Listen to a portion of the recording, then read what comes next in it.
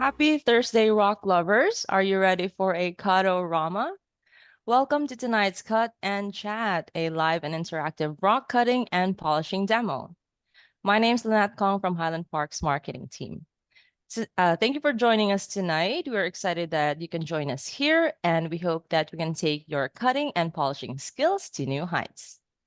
Tonight, Zeke and Tay will be teaching us how to cut a variety of rocks, from agates to jaspers, to get the best yield, color, pattern, and flash.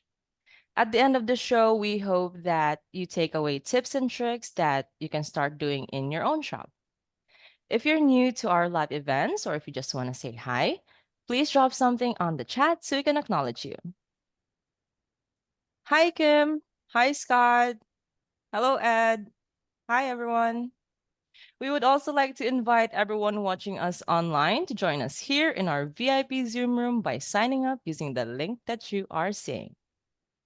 Before we begin, here's a short teaser of the show we have in store for you tonight.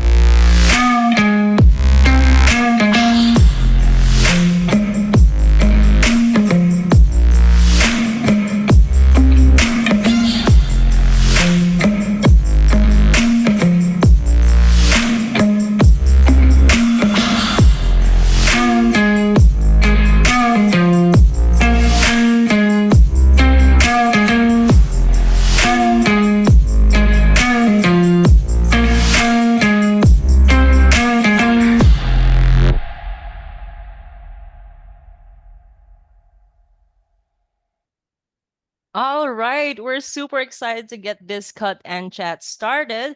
So let's dive right into some guidelines. There are There are two ways to ask your questions. First, you can put your questions on the chat. The chat box can be found at the bottom of your screen. Make sure to send your chat to everyone so we can see them. A member from the HPL team will read your questions to Zeke out loud. For those who are watching us on Facebook, you can enter your questions in the comments section, and someone from the HPL team will read your questions to Zeke. Second, to make this cut and chat more interactive, you can ask Zeke your question yourself. At the bottom of your Zoom screen, there's a button that says Reactions. Click on that button, and you will see an option that says Raise Hand. When you raise your hand, a member of the HPL team will unmute you, and you will receive a prompt saying, The host is asking you to unmute. Click on Unmute, and you will be able to ask Zeke your question. After you ask your question, we will lower your hand and mute you so the next person in line can ask his or her question. If you have a new question later on during the show, you can raise your hand again. We will be alternating unmuting people and asking questions from the chat so everyone gets a fair chance of their questions to be answered. For the Wheel of Fortune giveaway, if the initial winner isn't here, we will re-spin the wheel until a winner who is present in the room is selected. So now get ready to learn cutting and polishing techniques, ask your technical questions, and have tons of fun. To officially start tonight's cut and chat, please welcome our rockin' duo, Mineral Maestro Zeke the Rimple and rock lover Tay Roland. Good evening, Hello. everybody. How's it going? We're excited to cut rocks with you guys. Why can I see my, there we go. Come stand over here so we can see. All right. So we're gonna start off tonight. I grabbed some gamberries that we can. Hey, Terry. Hey, Sarah. It's nice to see y'all here. We grabbed some gamberries to start with. Tay's gonna show us over on the 12-inch cutting some. My 10-inch. And your 10-inch. We got some Imperial Jasper. I grabbed a whole bunch of the new Indonesian stuff we can cut. So if you guys have any requests, we can show that. We're gonna start with the little saws. We'll get them set up, and we're just gonna do a bunch of cutting tonight. So I'm gonna set up the big saws. After Tay gets going with this, and we'll cut some big rock, which you guys will actually see tomorrow night. Yeah, we grabbed a piece of gold sheen or two to cut, so to show you guys the flash. We'll do that on the 16-inch saw. That'll be the easiest one to show that. So awesome. Well, should we get started? Yeah. Awesome. All right. Leaving it up to Labrador, you. yep, we grabbed a nice piece of Labradorite to cut too. Can you help me real quick? Maybe. I'm sorry. I How can't. does Tay sound? Do I sound good? Do I sound nice? You I sound hope good. so. Bill. Perfect. All right. So today we're gonna start with this little guy. I prefer my 10-inch personally, but this is our 12-inch Model 12-inch slab saw. I am a big fan of the little things. Yeah, that's a bucket of Gamberry there. But the first thing we're gonna start on, don't ever do this, my Are you friends. putting a bucket on the saw? Well, it is my saw. I'm gonna pick out a couple of Gamberries to cut. I just grab one. Yeah. I want the first one to be. Cherry pick. Gonna be a random surprise. All right, the first one, I'm gonna cut this bad boy right here. Sorry. Starting off, Gamberries are super easy to pick. They're some of my favorite stones because they're very, very, very obvious. If you just look at it, you can see bright red coming through, even though these are really dirty. Zeke's gonna spray it down for us. But right off the bat, you can already see this one's gonna be a little killer. Zeke's positioning me. This is my first day doing this. But right off the bat, I think I'm just gonna cut along parallel to this face. Why? So I can get this banding pattern.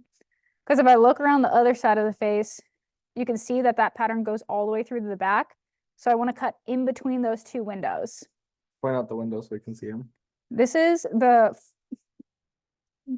first window, as you see. These are pretty easy to read too. They have a lot of room for mistakes as well. You can see the back window comes through right here. Typically when you're cutting agates, especially if you're cutting for specimen, if you're cutting for slabs, you more care about the thickness. You don't really care if you're cutting through windows, but if you're cutting for a specimen, you really, really care about cutting through the windows. Because if you cut through windows, it affects the price of your final rock, and it also affects how you polish it or what shape if you don't polish it or flat polish it. And it affects it greatly, not a little bit. Yeah, it's not just like, oh, $10 off the rock. It can be hundreds depending on the type of rock, how big the rock is, so on and so forth. All right, well, show us how you're going to clamp this in the saw here. So for this one, I'm going to clamp it. I tend to clamp the hardest edge going into the blade so I can line it up later. So I'm going to clamp it this way. And right now I'm looking at these little windows. This one, I'm going to cut through here, although I'm going to hit this little window right here and here. Because of as we talked about, the quality of rock, the price of rock, because this is a small Gamberry, it's not going to heavily affect the final price. So let me just clamp this in.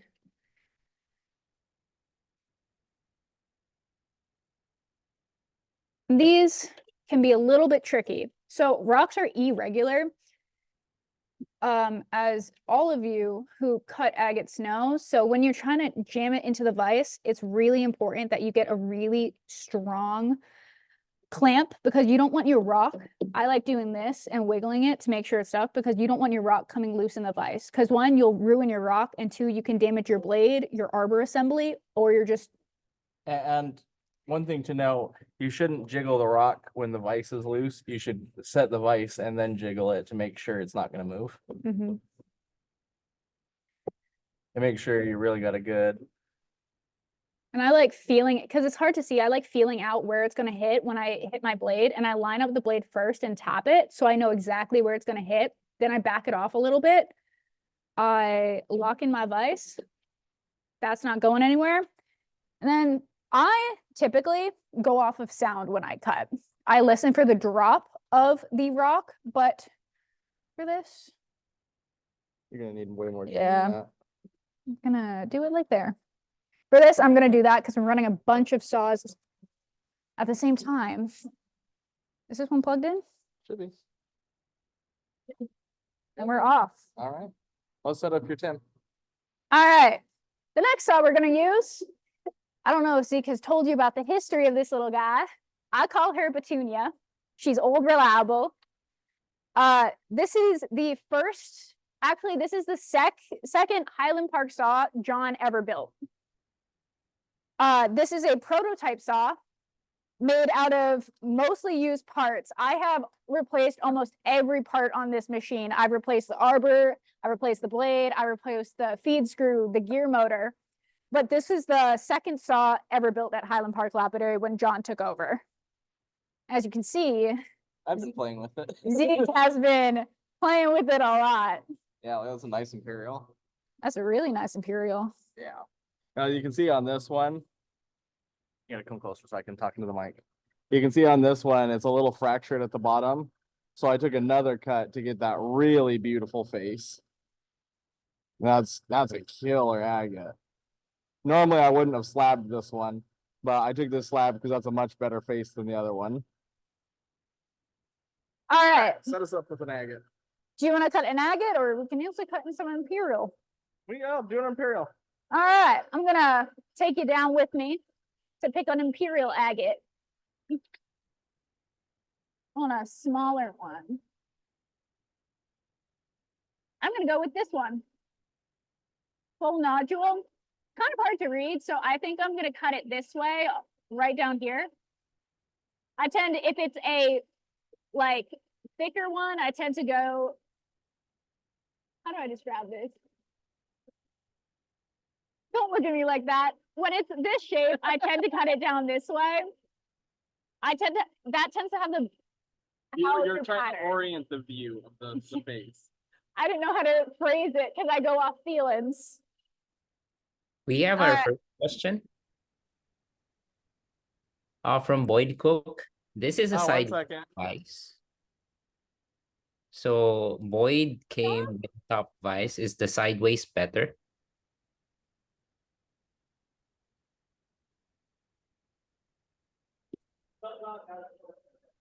Don, ask that question again. Sure. So Boyd is asking, this is a sideways vice. His came in with a top vice. Is the sideways better? This is a retrofit. So the vertical vice is better if you're cutting agate specimens. It's not necessarily better if you're cutting chunks of rock, but if you're cutting agate specimens, you definitely want to get the retrofit vice. yeah. All right. Thank you. And Tay looks like a giant. I do have like 4-ish inches on Zeke. You're not 4 inches taller. You're and a half. You have your 2-inch boots. They're not 2 inch. I'm 5'9". You're what? 5'5"? 5'6"? 5'9". And then follow-up question. 3 inches. Follow-up question Yeah. from Shane. So why is the vertical vice better for agate? Because it holds the specimen better. It's easier to clamp the specimen and the vertical vice and get a good cut. The horizontal vice has a hard time clamping the small round agates. I see. There we go. Back to this little Imperial. You can see how I kind of, How do you do the camera? Yeah, it's not doing it. I have oil all over my hands. So, click. It's not doing it. All right. Sorry, it's kind of zoomed out. Trying to zoom in a little bit to help see. So this is how I clamped it in. It was the best orientation for this type of rock. As someone said, John's whole thing is feel the rock, and that's how I learned. I kind of just go on intuition a lot of times. It's like how the rock is shaped. I tend to follow, I cut in the wider face so the vertical pattern can show. Because typically with this side, the banding will be on this face instead of on the top. And I'm gonna lock in, we're good. We're gonna set sail. As you can see on the old ones, this one doesn't have the button. That is a great question, David. I don't know the answer to that. What's the question? Why is it left-hand thread? This one, because this is a prototype saw. I don't know about the other newer ones. Is it also left hand? Yeah. I think it's just personal preference. Also, it's how the gear motor is oriented in that. So you have your feed motor up front. That's what feeds your. Oh, sorry. He says, look at this. So you have the gear motor up front on a saw. I can show you. So for a slab saw, this is your feed motor, your gear motor, and that turns your feed screw. Your feed screw is the screw that feeds your rock into the blade. I think the reason why it's sorted it is because the direction of the feed motor or gear motor is just that direction. So you need it to feed into the saw. Does that make sense? I think it's talking about the moving place back and forth. Oh, the moving one? That's Or the just John. tightening, I don't know, yeah. If it's the crossfeed mechanism, I'm pretty sure that's just John's personal preference when he designed it. It could also be a legacy thing from how saws were designed in the 40s, 50s, and 60s, and he just kept that. But that's my best educated guess. Best educated guess. I like it. No hold hands. Oh, sorry. When Jennifer gets she's on camera. I'm not used to it. That's funny. What are we cutting next? All right, we'll set up the big saws. Is it possible that it presents slipping due to vibration? I don't think the thread direction would affect that. No, the thread direction wouldn't, because when a saw vibrates, it doesn't slip in the same sense. Like when a saw vibrates, it doesn't, like older ones do rock, actually. I'm a liar. Older ones do That's a rock. strong question. All right, All right, what should we cut next? well, let's set up the bigger saw. All right, we're setting up. You can see this one's nice and dirty. Cutting some bumblebee in this one. Do you want to tell us why bumblebee is dangerous? Well, because it's got arsenic in it. And Mercury. it smells like rotten eggs. It does not smell good in this. It smells so bad. Oh, it actually smells foul.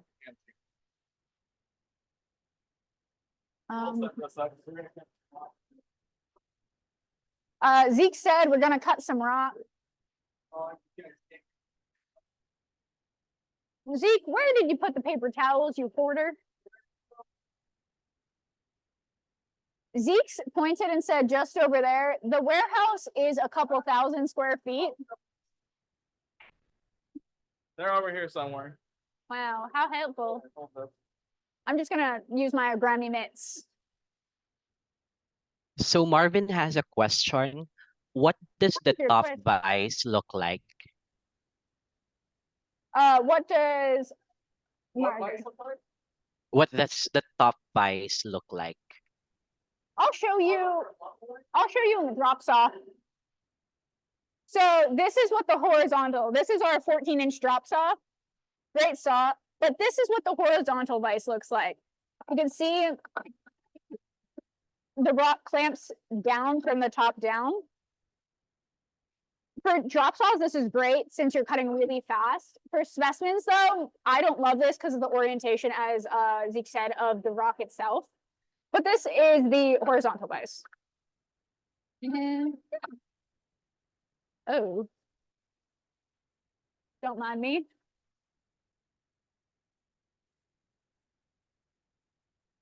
And yeah, it is. It's a dirty type of job. Which blade do you use for which type of rock? Honestly, how I pick blades is the smaller the saw is, I tend to settle on the thin line blades because of the kerf. So the big kerf refers to how thick a blade is. And I'll give some examples. So this is a 16-inch blade, and when I talk about the kerf, I decide which blades I want to use based on how much thickness, because when you cut a rock, this is how much rock is removed. So it's a void when you cut the rock, you're losing that much material. So when I pick what blade I use to cut what rock, it's more based on how much rock do I want to lose, how big is the rock. So smaller saws, I use a thinner blade because I'm cutting smaller rocks and I don't want to lose a lot of material. Where bigger blades, bigger saws, you have bigger rocks. And the problem with using a thinner blade and a bigger saw is they tend to bend easier. That is true. So like this is the thinnest blade that I would put in the saw. And this is our new Highland Park blade. This is actually a blade that we're testing. It's Yeah. not a official new blade yet. All And right. then Zeke. Jimmy Ellis is asking, is there a jig for turning a vertical clamp into a horizontal one? Yes, on the high tone saws there is. The 36-inch saw we don't have any power to yet, so we can't run that one. When we get the lab set up downstairs, we will set up the 36-inch saw and show cutting on that. But right now there's no electricity to it. But we'll set up all the other big saws.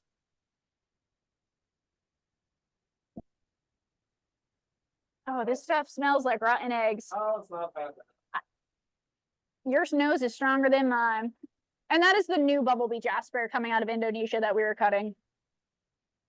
Someone asked yesterday if we were going to cut some sodalite. And Yeah. that we are. All right, Zeke, I'm going to unclip this and interview you. All right. How do you orientate a piece like this? Well, a piece like this, I mean, for us personally, we would be cutting this one down to put on the live cell. So I would take this one and block it up, making sure, you got nice chunks with good pattern in every piece. But it depends on what you're doing. If all I'm doing is slabbing, I'm just going to pick the best direction to cut this that fits into the vise where I can get the most amount of slabs out of it and make sure I keep the best pattern. With something like this, the pattern is kind of mixed, so we're not looking for something specific. So I'm just going to clamp it to be able to cut it up the best, get the most out of the piece. How is this different than if you were, for instance, cutting a core? How would you read the rock differently? I'm sorry, if I was cutting a what? A core for a sphere. Well, a core, if I'm looking at cutting a core for a sphere, then I'm looking at how do I get the biggest, the best sphere possible. And it's actually best sphere is more important than big. Because if you cut a 6-inch ball that's sucky versus, maybe 3-inch balls that are phenomenal, that's much better. So we want to focus on what's the best we can get out of a rock, just not what necessarily is the most. So we're going for best first and then the most second. And then I'll show you guys a cool trick on these newer forged vices. Now I'm going to stand on the side here. They tend to have a hard time, back up a little bit, a hard time clamping all the way because they bind a little bit. So I'm going to take it and hit it in a little bit. Let's just get it on the camera. No, that and you just threw mud at me. Oh, well, that's okay. As long as it's not on the camera. Oh, wow. How kind. So by doing that, I'm making sure it's not binding and it's getting much tighter. Then I'm just going to one more check. And that is nice and tight. This is another blade that we're testing. You can see this one's got a large amount of diamond on it. That is all diamond right there. What kind of hammer is that, Zeke?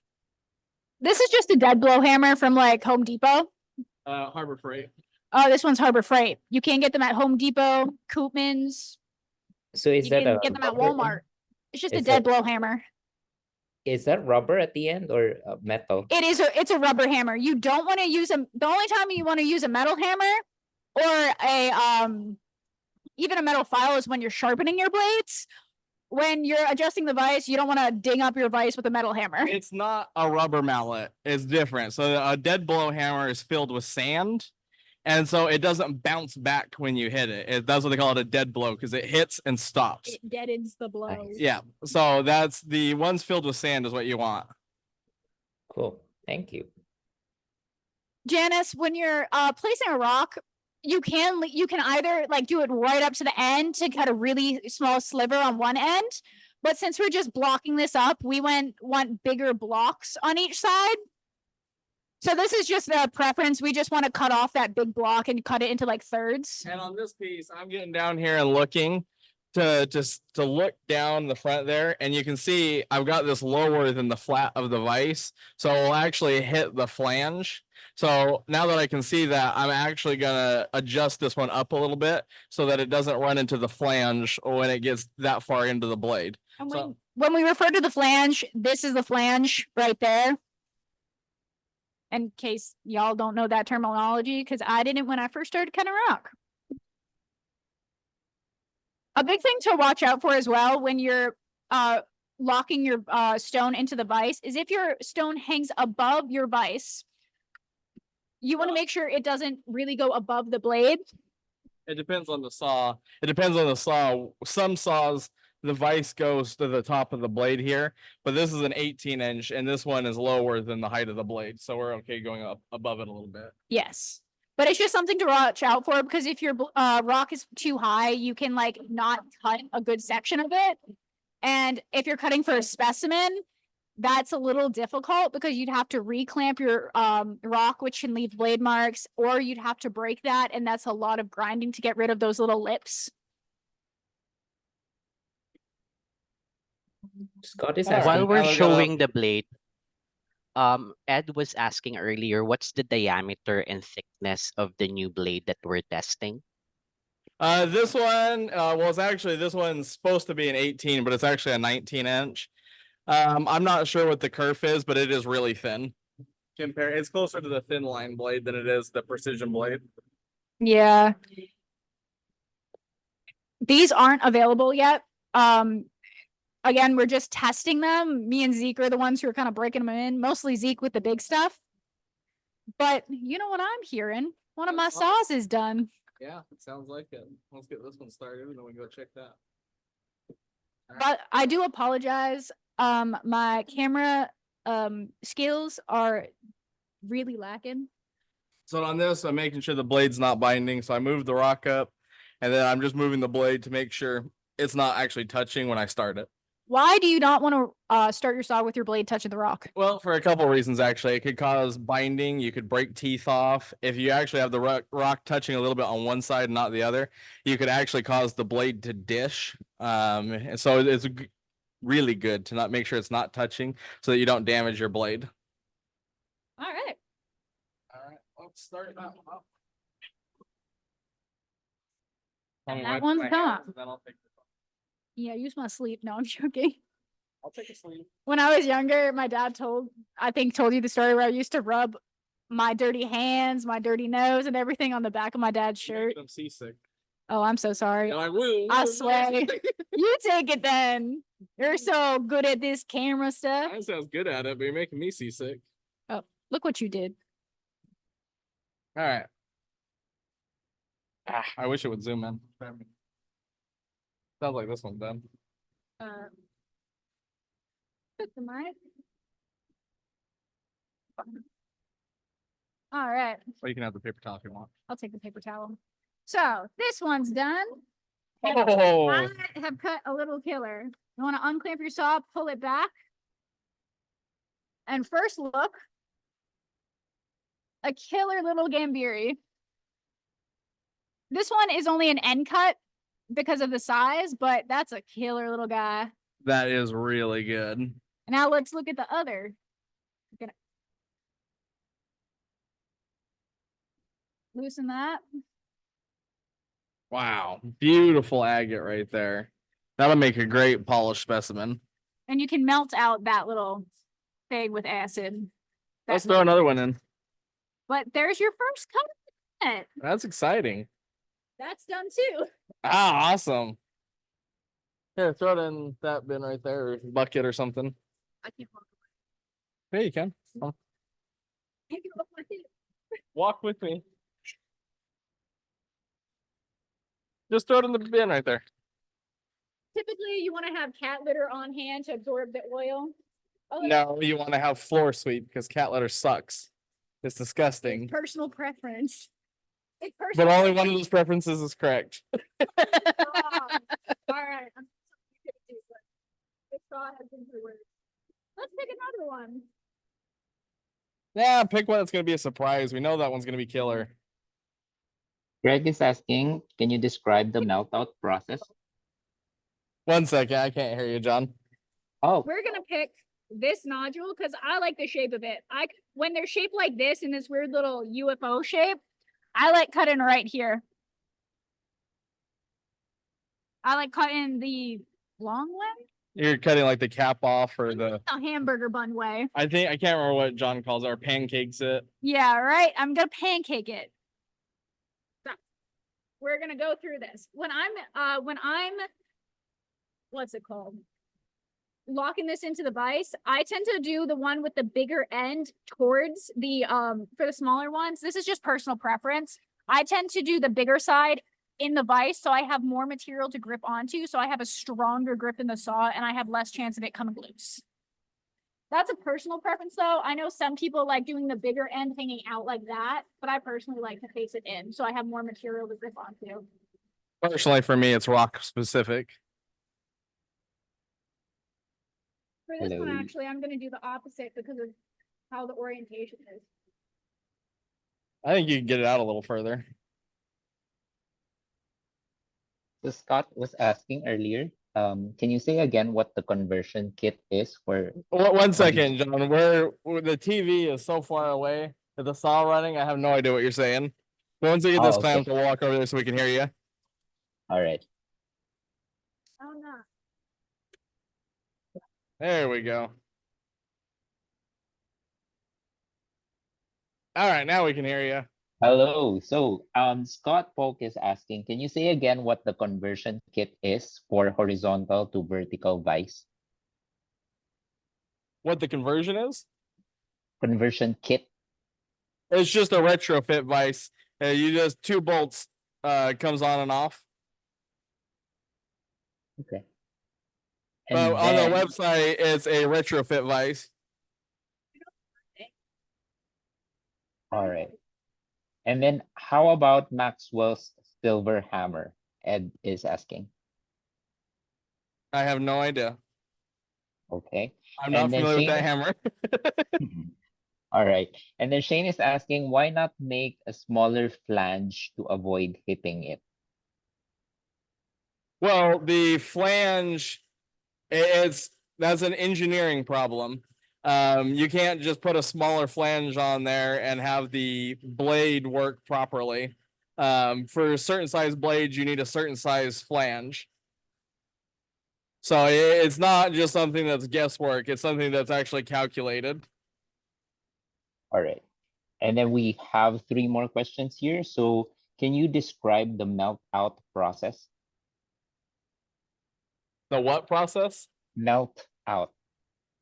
Oh, we're talking about burning. So on the agates that have the calcite in them, you would put them in muriatic acid to dissolve the calcite out. Cool.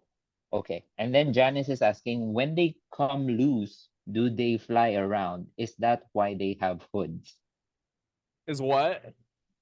When the rocks come loose, do they fly around? I think when they come loose, do they fly around? Is that why they have hoods? The reason you don't want the rock to come loose in the vise is that they don't necessarily fly around. What generally happens is they'll twist or pop and cause a S curve in your blade, which is not repairable. It ruins your blade. So you're basically throwing a blade away. Oh, I Yeah, we see. will do a piece of Labradorite. We can do that one next. All right. And then Kate is asking, can the saw be purchased with the vertical vise? It's just an add-on that you would buy when you buy the saw. Yeah, if you're buying a 12-inch precision slab saw, the saw comes with that vise on it. If you're buying one of the high tones, like the 12, 14, or 10-inch high tone saw, that's going to come with a horizontal vise that you would change to the vertical vise. But a 12-inch precision saw comes with a vertical vise. All right, perfect. So Thank it you, depends on which saw you're getting. Okay. Okay, thank you, Zeke. That's all the questions for now. Actually, there's one more. Can you talk more about the floor sweep that you mentioned earlier as an alternative to cat litter? Oh, yes. Let's go over here.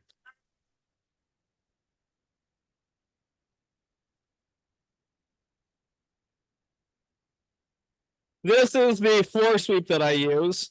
It is significantly better than cat litter. And I will show you in the bin over here.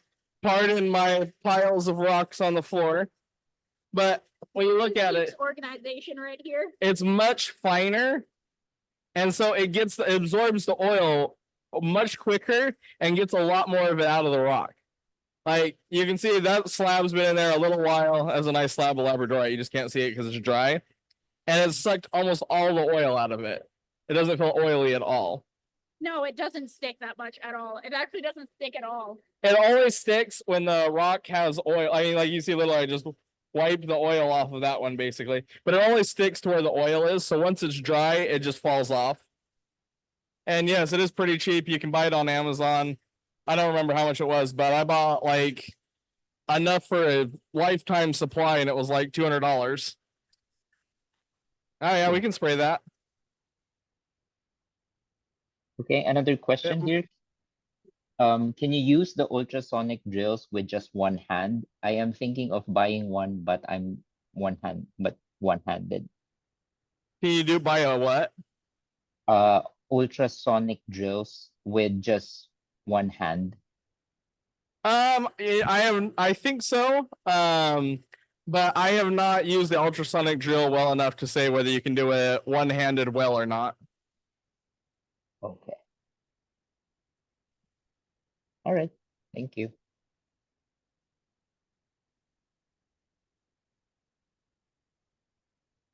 I have not tried the bull wheel with slabs. Generally, when I'm polishing a slab like the one Tay's holding, I would use the wet belt sander.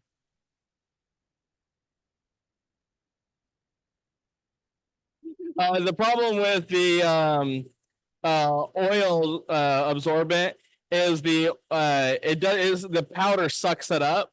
So there's no oil like in the bottom of that container. There's no oil in there. It's all absorbed into the powder. And once it's completely saturated, then you just throw it out.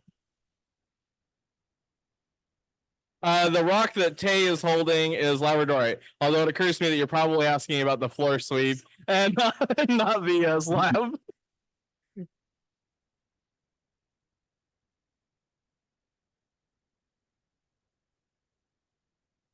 Darwin, take a screenshot so when people ask, you can send it a picture. Quasimodo over here. Did you get it? Yep, I got it. Awesome. This is a little bit of an ugly slab, don't you think? Yeah, garbage. Put that back in my pile. All right, let's look at that Imperial.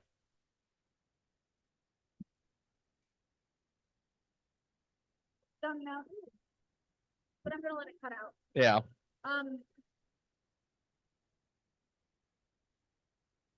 So this is just a little personal preference I have. When I'm cutting rock, I like letting the rock cut all the way through and keep going, even though I know the rock is like cut and one half is fallen, because sometimes when a rock cuts, a little tiny lip is still there when the rock face falls off. And I like cutting that off because I don't like grinding it for an extra 2 million years. 2 million years. Like an extra 2 seconds.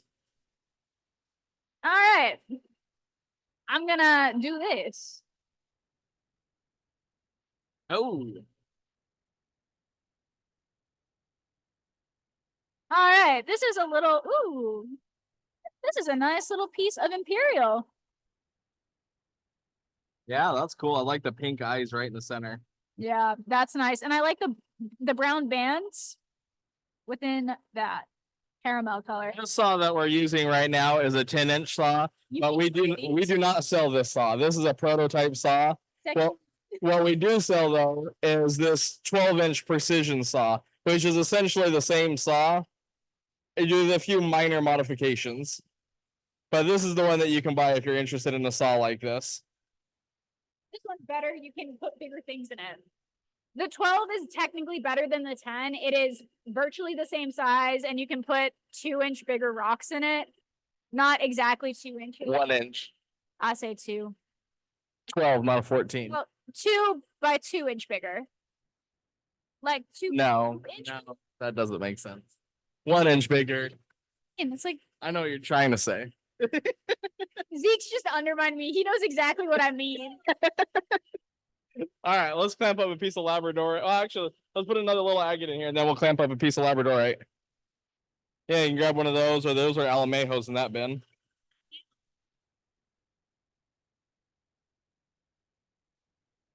I don't like the shape. Oh, sorry, the lights went off. Yeah. Let me run over here like a crazy person. You're gonna run around and wave your arms to get the lights to come on because these are all motion sensor.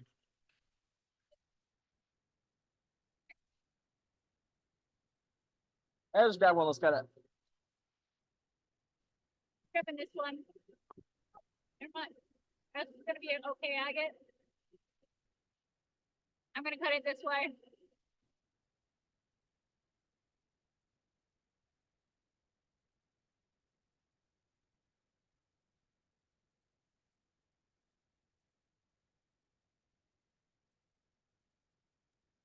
Yeah, we can cut some Quaimito. Zeke, One Shane is second, Darwin. asking. Sure. Sorry, we cannot hear you at all. We're over by the saws. We'll come back over there.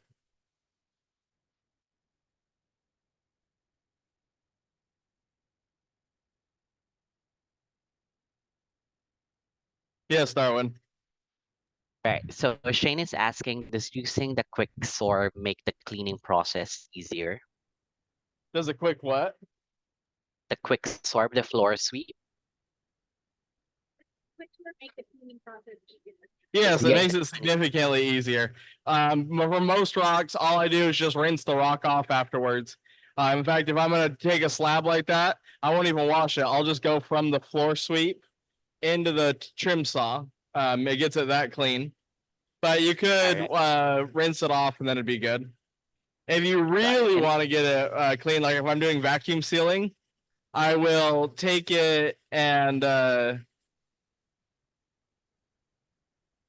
sorry, the saws are very noisy.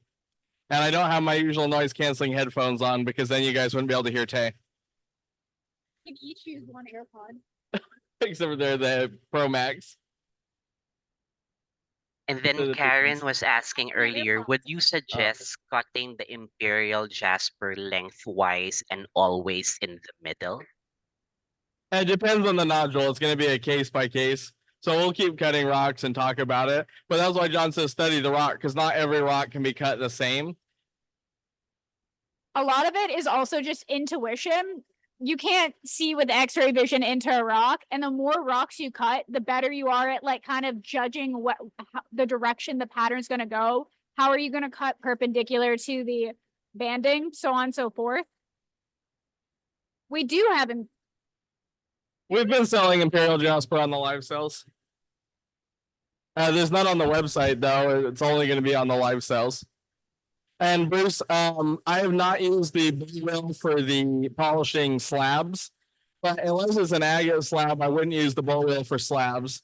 I would use the wet belt sander because let's say you're doing something like fluorite, and it's going to get you way too hot. So the wet belt sander is going to be much more versatile for things like that. If all you're doing is agates, then you'd be able to do them on there.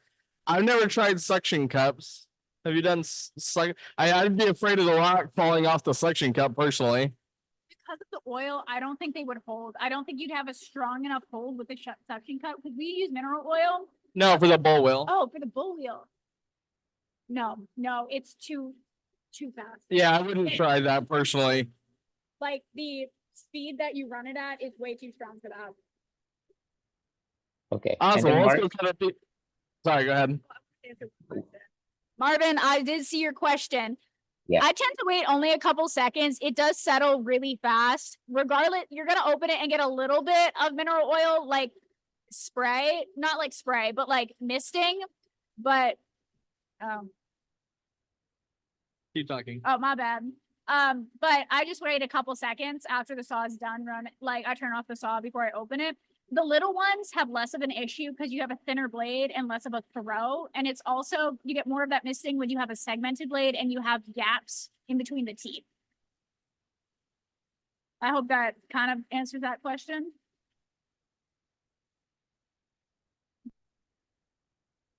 all right. And then we have one from Shane. What about dropping your slabs in an empty tub so your oil runs off and you can dump the excess oil back in your saw? Is it really better or make a faster cleaning process to use that absorbent powder? Well, if all you do is let the oil drain off, your slab's still going to be oily. and you still are gonna have to scrub it down when you're done, when you're ready to go do your polishing or whatever you're gonna do with it. So it is significantly faster to do it this way, where you put it in the oil absorbent and then rinse it off or do something along those lines. I used to cut. There was a guy I'd cut pallets of slabs for, and if I tried washing them with like Dawn dish soap and scrubbing each slab, doing it that method, it would take an entire day. Whereas if I did it with the oil absorbent and then just rinsing them off, I could do the same amount of work in 2 hours. You know, that would take me 10 or 12 hours. To answer your question, Jimmy, it really depends. To answer your question, sorry, it really depends on what oil you're using. We use mineral oil, which is cosmetic grade. It is not toxic. Of course, it's not recommended to inhale it. Kind of like you go to the gas station, you breathe in some tubes. It's not going to hurt you, but you shouldn't stand around doing it. I know some people use different mineral oils, and some people, I've heard of people using like kerosene as a coolant before as well. Don't do that. You'll set Or your shop on fire. mag or diesel or all the other forms of stuff. It's fuel. It will set it on fire. But it's non-toxic, but again, you shouldn't inhale it for like fun. The oil we use is food grade mineral oil. Cosmetic grade. Well, a lot of people understand food grade. Cosmetic grade doesn't mean a lot to everybody. It makes your hands really soft when you are mineral oil. Fun fact. Yes, it does. And that's since oil yourself out as you cut rock. Yeah. Cool. All right, let's cut a piece of Labradorite. All right, Okay. let's go. And to answer Eric's question, the only form you need to fill out is your name, your email, mailing address, so that we can send you your items.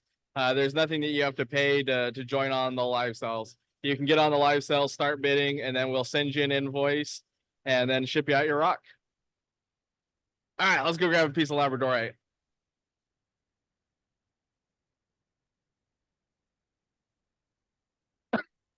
I like the plants following. This is just some of the rock I grabbed so we can cut tonight. Got a nice big chunk. Let's spray this down and find the flash.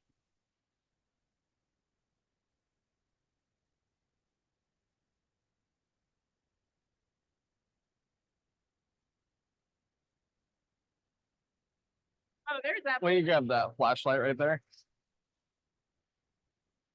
big flashlight. It's All right. So you can see flash all over, but we want to find, reaching out well, we want to find the best flash. there. Oh, there's a good flash. Yeah, there's really good flash right there. Let's see it on the other side.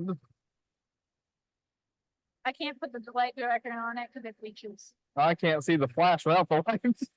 There we go. I think we kind of want to cut parallel to that face right there. Yeah. That's great flash on that. All right, let's go stick it in the 20-inch.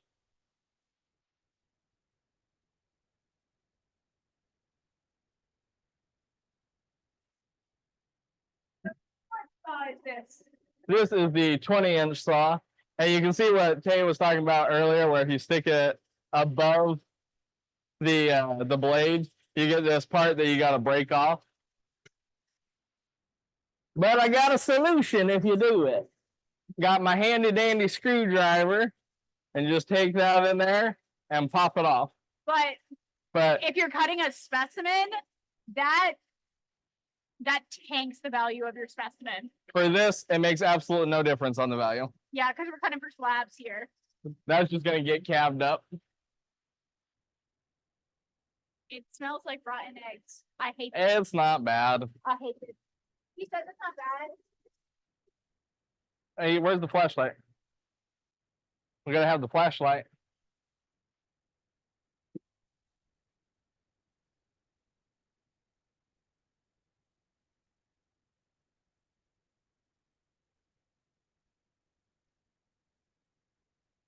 All right, so for the Labradorite, I'm gonna look at it from the side view here to get it oriented just the way I want it, parallel to the blade. And I'm working on finding the perfect angle. And once I find the angle, then I'll work on getting it clamped in. Let's see.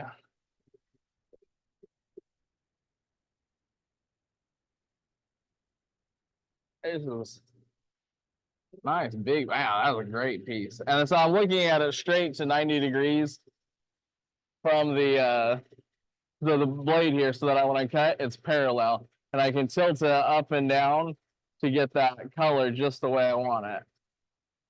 All right, so we want it about there. Now let me figure out how to get it clamped to that angle. That's going to be a fun angle. Yeah, I got oil in my hair. Might turn it like that, actually.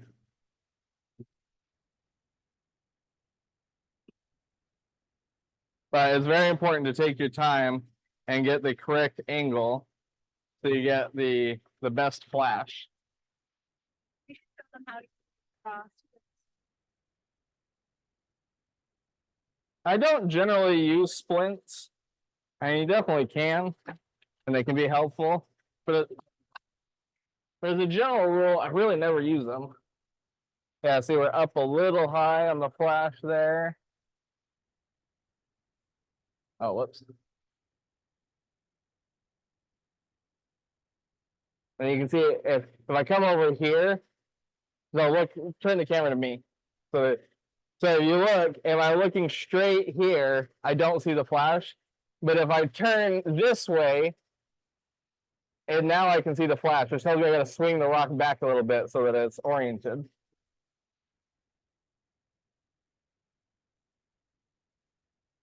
Take that.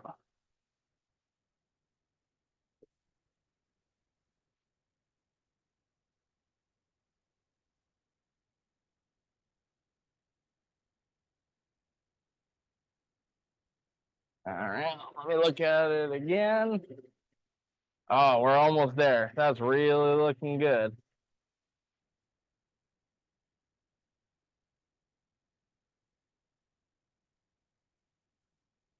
And I'm just tilting it back and forth so that when I'm looking 90 degrees, it's perfect flash. And I'm rotating around to make sure it doesn't look better in a different angle. Adjust it a little bit more. Oh, see how that looks right there.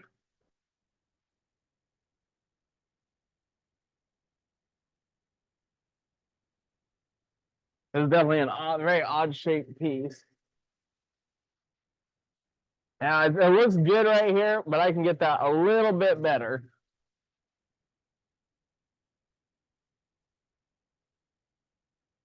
Definitely not a rock you just throw in the vise, and some of them are easier than others. Some of them don't take long at all to line up. But you definitely want to take your time to get it right. Oh, let me got the other end slipping out of the vise.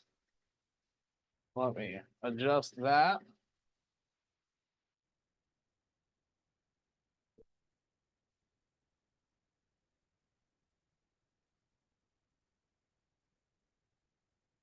And we'll check it again.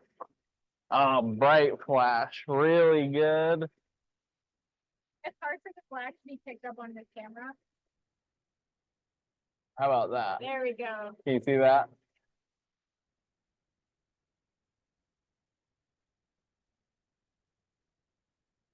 All right, now I'm just gonna get it nice and tight in here.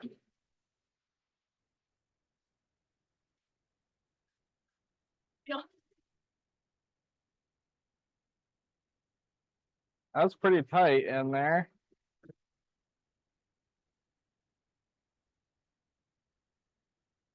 All right, then I'll move it over.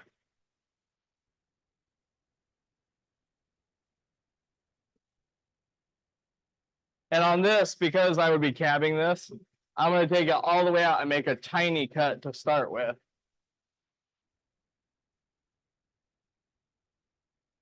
So I'll take it just out to the edge. just a piece big enough to cab.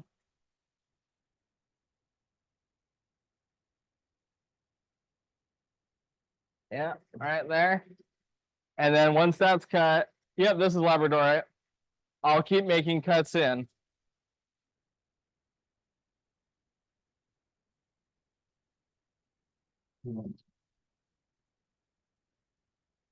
All right, let me wipe my hands off. I heard it drop. Probably has a lid, but it's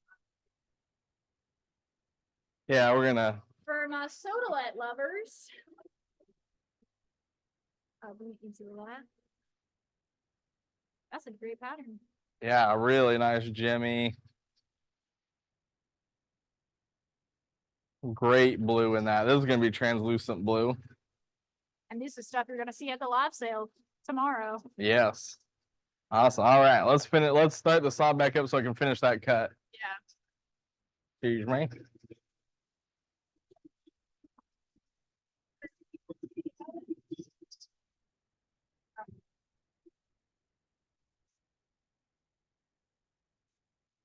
So it's done. Let's do Yeah. the questions first. Yes. All right. Well, come over and we'll answer questions again. All right. So we have some questions for you here. I'm just wondering, first, Zeke and Tay, when do you use the dead blow? Because the thing that you just clamped, you didn't use the dead blow hammer. So generally, you're gonna be able to feel the rock in the vise is not tight, and you feel like you can't get it very tight, and that's when you're gonna take it and give it a good whack to get it to tighten up. The vices, especially when they're new, like that 18 has really not been used a lot, so it's really tight still. The 20 I've cut a lot more on.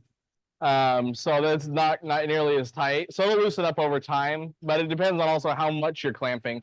You know, if you're grabbing just the edge of the rock, it's gonna have a harder time and it's gonna bind more. If you got a good amount of rock in there, it won't bind as much. So it also depends on where it's clamped in the vise. So if you I feel could like have done it on that loosening one, but if you saw, I checked it and it was good. So all right. So the list of questions here. Bruce is asking off topic. Zeke, have you used the dry bow wheel HP mix? If so, how do you polish a slab on it? Heard some people have used suction cups. I think this was answered. yeah, we talked about that one earlier. All right. And then random question about the jigs for the 8-inch Intarsha machines. I noticed they are we're now selling in that. stock. I've been packing. Oh, my bad.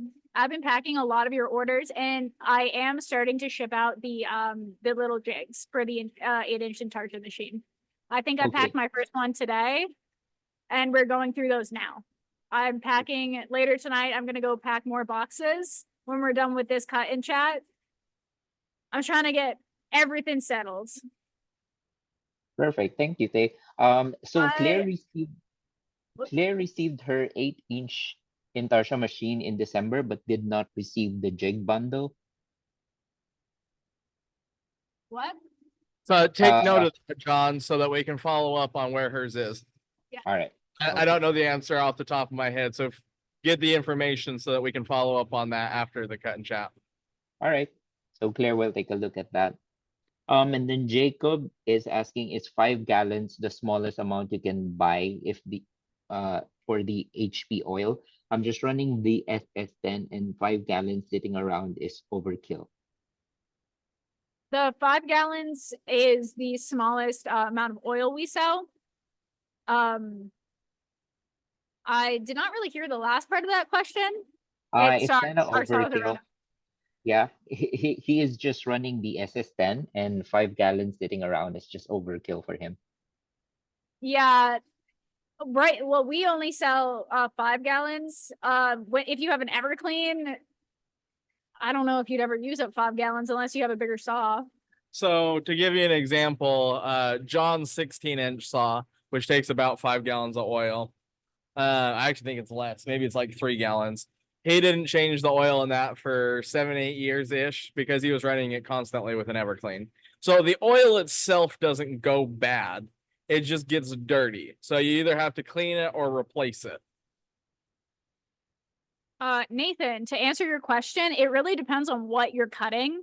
If you're cutting sensitive rock like opal, certain turquoise, I'd recommend running water. You can run both water or oil. Water, we do recommend you dry out your saw every time you use it because you can rust your saw and you can rust out your arbor stuff if you let water sit in your trim saw. But you can run either. Both work really well, but it's just with water, you don't want it sitting in your saw and rusting your saw. Okay. And on the 18-inch saw, the stainless steel version was actually the 18-inch stainless steel was actually built to do lab research. So on that one, it's not just the body that's stainless steel. Everything inside that saw is stainless steel or anodized aluminum, so that you can run it with water and nothing will rust in it. Which is also why it's a lot more expensive, is because it's everything stainless steel on that saw. I want one. I do too. I've been begging John. Cross our fingers. So we may build some more stainless steel saws in the future. But the 10-inch would be the other stainless steel. You know what? Just finished cutting. Yes, Then- can hear it. Jimmy is asking, do you need to adjust the angle between cuts? Of the Labradorite. I think so, or with any other stone. So the Labradorite, it depends. The crystal structure in the Labradorite can change as the rock goes through, which can change the orientation of flash. If it changes while you're cutting, so if you take a slab off, it looks good. You take a slab off, it looks good. You take a slab off, you don't see flash anymore. Then yes, you're going to want to take the rock out and look for that angle of color again, and then make another cut. But as a general rule, you only have to line it up once. But I had one piece that I actually had to turn 3 times to get the best pattern out of it. But the majority of it, you're going to clamp it, cut it up, and then you're going to reclamp it to cut the other side. And on Labradorite, once you figure out that perfect angle, as a general rule, I'll glue it to a board using white Elmer's glue. And that way the angle is already done for me. I can just put the board in and clamp it. That's very good to know. To- So I- go ahead, Tate. Sorry. I just saw another question from, I think Scott Cook, I think. The name has disappeared, but you're asking after your oil settled, you have sediment at the bottom. You can re-oil, this is a way people clean oil. I can actually show you in a sec, but that's a way people clean oil with saws that don't like have an everclean. You can dump out your oil into a bin, let it settle, put the oil that has separated from the sediment back in the saw and just throw out the sediment. Your oil's fine. Cool. That's a really good way to like clean oil if you want to recycle it, especially if you have a smaller saw. Thank you, Tate. I do that with Um, my little 10-inch over there. All right. And then Dale Yeah, is don't asking, mix it. You want to be careful not to mix in the sediment with the oil. You'll just get some mud. okay. And then Dale is asking, is the only difference between high tone and precision slab saws is the horizontal or vertical clamp? There's quite a lot of differences. We can show you the differences between these. We have a high slab tone and the high pan. tone. Show that high tone too. Yeah, we Okay. have the high. Well, it's not set up. Show you the high tone. now But if you'd like. the high tone saws are generally going to be a more budget friendly. I don't want to say beginner saw because it's not like you can't use them. I still use them all the time. I call them beginner friendly. Beginner friendly. That's a really good way to put it because they tend to be more budget friendly and they're good saws. But the precision saw is what John originally designed for cutting agate specimens. So it is the best saw for cutting agate specimens. It fits in there perfectly, incredibly smooth cut. And it's just like such a great saw. Like, I don't know how to put it. They're just amazing. Different blades sometimes. Like I tend to run a green line in my high tones. Yeah, a lot of them because it's again it's more budget. And the great thing about the green line blades, especially if you're getting started, is they're not a tension core blade. So if you bend it, you can actually bend it back or replace segments. On like the thin line or the precision blades, you can't bend them back. If they get bent, you just toss it and get a new one. Okay. All right. Do you want to show what our high tone looks like versus our other one when we open it back up? Yeah, we can do that. All right. Let's look at we got the high tone 12 right here. This is the high tone 12. And Pardon the being disassembled. But Zeke was playing a little rough with this guy. I wasn't playing rough. I was demonstrating for somebody. But you'd have this board would be in the bottom here, and you would clamp your, so you put your rock in here and clamp it down with the wing nuts on top here. And that's what we were talking about with the horizontal vise. Now the vertical vise you saw on the other saw, you can get as an upgrade. You just take these two screws out and you can put that other vise just bolts right on there. And this has got the green line blade on here. Another difference is the actual roller mechanisms for your feed. The one on that one is roller blocks on square rails, where these, as you can see, are round rails, and they don't have the same roller blocks as the Model 12, so on. The Yeah, that's going to be a big difference on this saw. And that's going to affect it greatly. The other thing that I like about the other saw versus this one, this is a pan. So it's got the frame sat in a pan. You can take the pan out to clean it, but this saw is a little bit harder to clean than the Precision is. So I do like that about that. This one is cool. It's got an adjustable deck here. So you can get it close to your blade there and adjust that. Trying to think of other major features of this saw. Oh, one of the biggest things to know about the different saws. This is a tabletop only version. We do not make this with a stand. We probably never make this with a stand. It is a designed to go on top of a workbench. The other one is it stands on its own. And one of the cool things about the other one, let's go look at the Precision. You have to turn back on the light, my friend. Oh yeah, let me run around. Go do the. You can watch him do his little dance. Go dance. That was anticlimactic. All right, so on the 12 here, one of the nice things about it is the perfect height. That John actually designed this because he had to roll around like an office chair, and he would roll back and forth from saw to saw to saw because he had a row of these. So it's the perfect to just be able to roll back and forth and use these saws. You can see, like Tay was talking about, it is square rails on roller blocks, so really good. Trying to think other differences. It does have a beefier arbor system on it, really heavy duty. But yeah, this is a great saw. I love the saw a lot. And we're gonna open it up and see what this cut. All right, well, this one's not nearly as exciting as that other one. Let's see the other side here.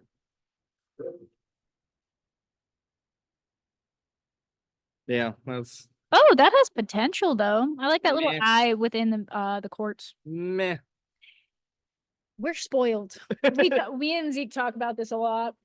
We're just kind of surrounded by rock all the time. But open up this bad boy. You can tell the chain is set really long on that one. Yeah. Oh, I didn't even set the chain.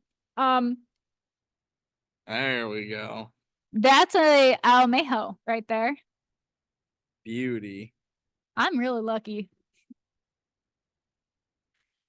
I'm either really lucky, which I don't think I am, or this is great rock.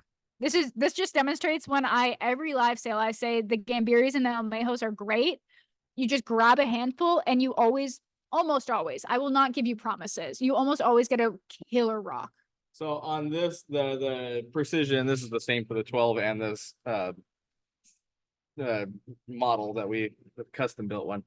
You just put the chain on this hook right here, and when it pulls it through, it shuts it off. So you just got to figure out the length of how far you need it. As a general rule, to do a kind of a rough guess, what I'll do is I'll push the rock up so it's almost touching the blade, and I'll figure out how long that is. And then if the rock is about that big, then I just add a little bit more than that to the chain. And as a general rule, they get you close enough.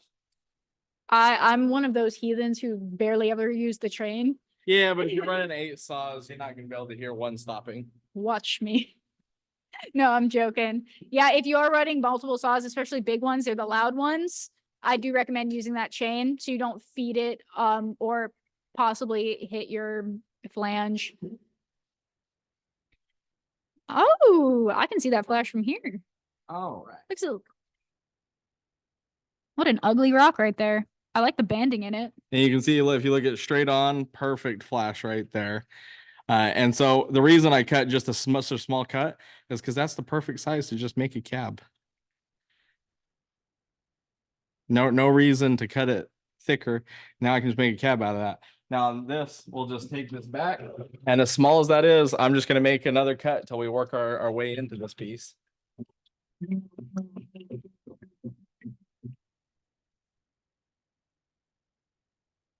What is the perfect thickness for a Thickness. slab? Depends on how big of cabs you're making and what style. But as general rule, most people are gonna be about 1/4 of an inch. So if you're cutting to sell slabs, 1/4 of an inch is kind of the rough size that a lot of people like. That doesn't sound good. Sound like the blade was loose.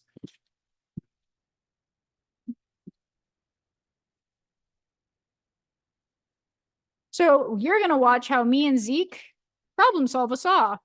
Nah, that's fine there. Maybe something with the pulley.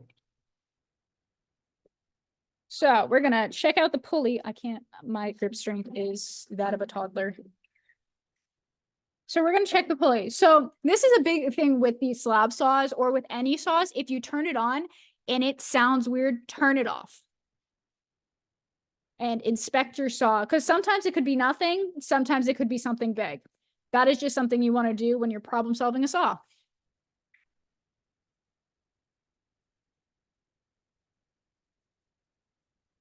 Yeah, something could have wedged itself between the flange and the. Yeah, everything looks good. All right, we're gonna run it again.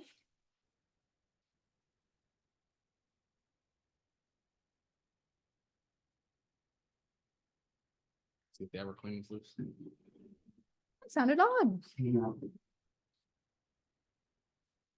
There we go. I guess there was just a little piece of rock stuck in there against the blade, wedged down in there, because it didn't sound quite right when I first started. So I think just a little chip jammed between the side of the saw there and the blade.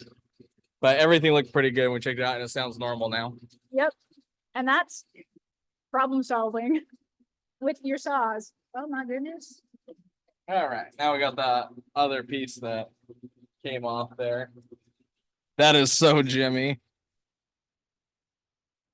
Exactly, Ed. All right. It's better to take 10 minutes to inspect it and fix it than have your saw out for a couple weeks. Especially if you're cutting for money. Yeah. What is the worst thing that's ever happened with your saws? I've ruined blades. I had a vice pin, not on a Highland Park saw, on a home built saw. It was a great big 30-inch. There was a pin that held the vise in place, and it sheared off, and a 200-pound rock totaled a 30-inch blade. I'll tell you mine. I had a rock shift and explode in a high tone, took the teeth off my blade, bent my blade, damaged the roof of my saw. What do I do with that piece of obsidian? Let's cut this piece of gold sheet. We're cutting a piece of gold sheen now. So let's see, can you see that with the flash in there? Nope. There we go. It was a bit dirty. There's that flash, that nice bronzy gold flash. Yeah, we can see it. This one you can actually see would be band. Man, I think I'm gonna try to get a little bit of banded pattern out of this one. So when you're trying to get cut for sheen and banded pattern, how are you going to cut it? Show us the axis. Well, see, if you look at it, this perfect face. Let me grab the flashlight so you can really.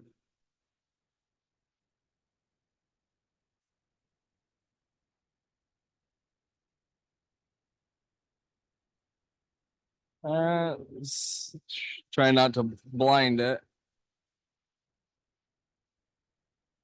You're blinding it. All right. Well, you can see that gold flash in there like that. When I turned it, you can see that banded pattern right there. But if you turn it there, you can see that pure gold flash again. So I'm going to cut it at a little bit of an angle and see if we can pick up that banding. It won't be as bright a flash, but it'd be really cool to get that banding in there. All right. Want to switch your places?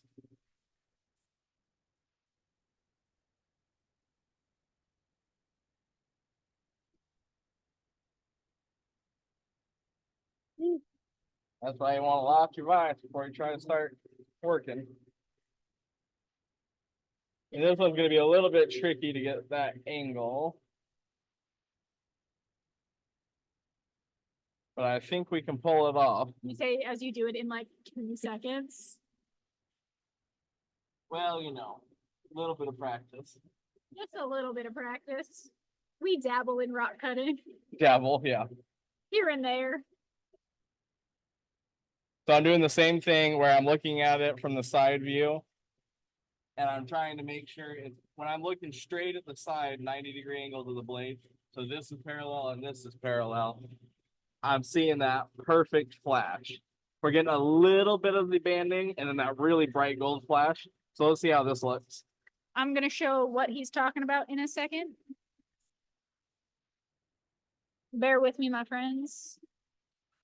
So you can see the banding from this side. There you go. That gold flash and the banding.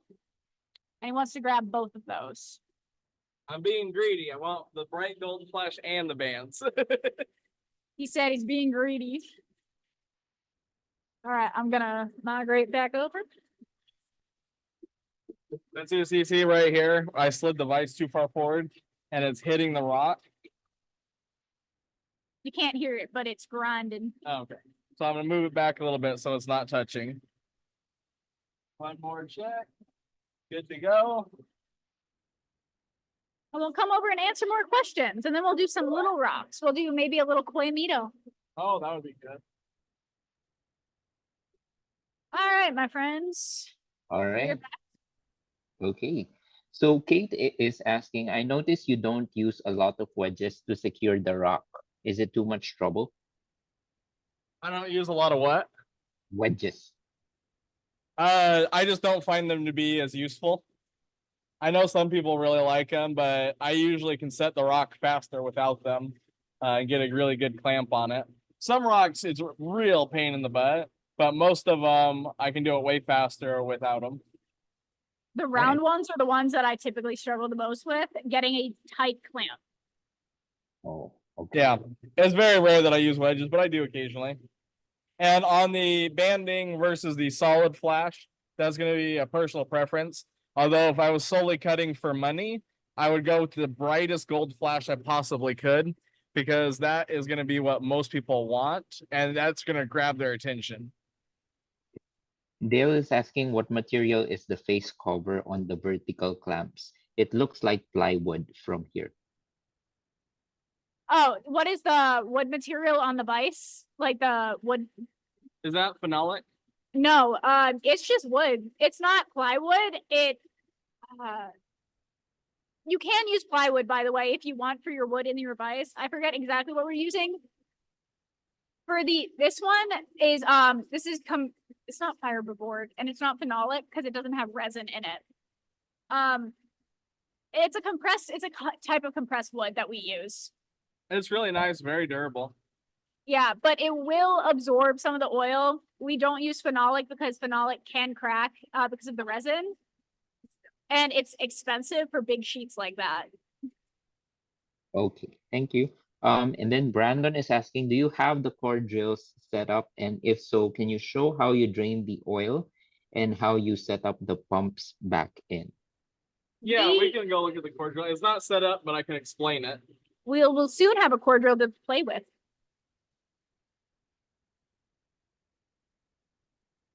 All right, here, give me the mic. All right, on the core drill. So most people, especially when they're first setting it up, because the drain is in the back corner there, will just take the Everclean tank, and this is what I did originally. It just slide it underneath there and let it drain directly into this tank. And then I actually ran the hoses up through the drain hole. Is not my favorite way to do it. The best way, what John does, is he puts the Everclean tank on the side here, and he runs a pipe from the drain there out the side, so it drops into the Everclean tank, and then the hoses go up to the back there and into the ports where they run. And so that's how we're gonna set this one up, and we'll actually have it set up so that 2 core drills will use one of these tanks. So you can run several, right? Dibs on the CD1. That's mean. This is CD4. I've been waiting. Yeah, but I had a CD4. I want a CD1 now. Fine. So, But yeah, this is a brand new CD4 core drill. This is the one that'll do up to 6-inch balls. The CD1, what I'm harassing Tay about, is the one that'll be. The CD1 is the one that'll do up to 13-inch cores. So, but this one, you got the one oil hose will run directly through this and go straight down the bottom of the bit. And then you got another one that you put on this and you can set it up to spray where you want it. And it's just magnetic. So you can. Oh, I don't know. Let me find a tape measure. Okay, I don't know where my tape measure went. I think it's on the web. Oh, there it is. I do have a tape measure. I'm not completely disorganized, only slightly. Don't show them that view. It is 18 and a quarter. I'll give you the inside dimension, actually. Inside dimension is right at 18 by 28 inches. And then the tank itself is 15.5 inches deep. So I think you can put 15 gallons of oil in it. I think that's what I had in mind. I major maybe math, but I'm not. I don't know. I just dumped oil until it looked right. Little what? Little gas? Yeah, let's do some little agates. Let's go grab some. Let's go over to the barrel and pick some Quaymitos. All right.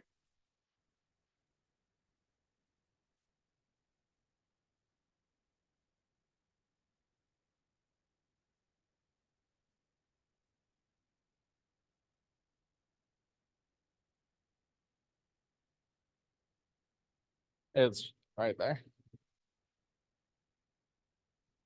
This one. Now let's pull these bags out. Those are really big ones.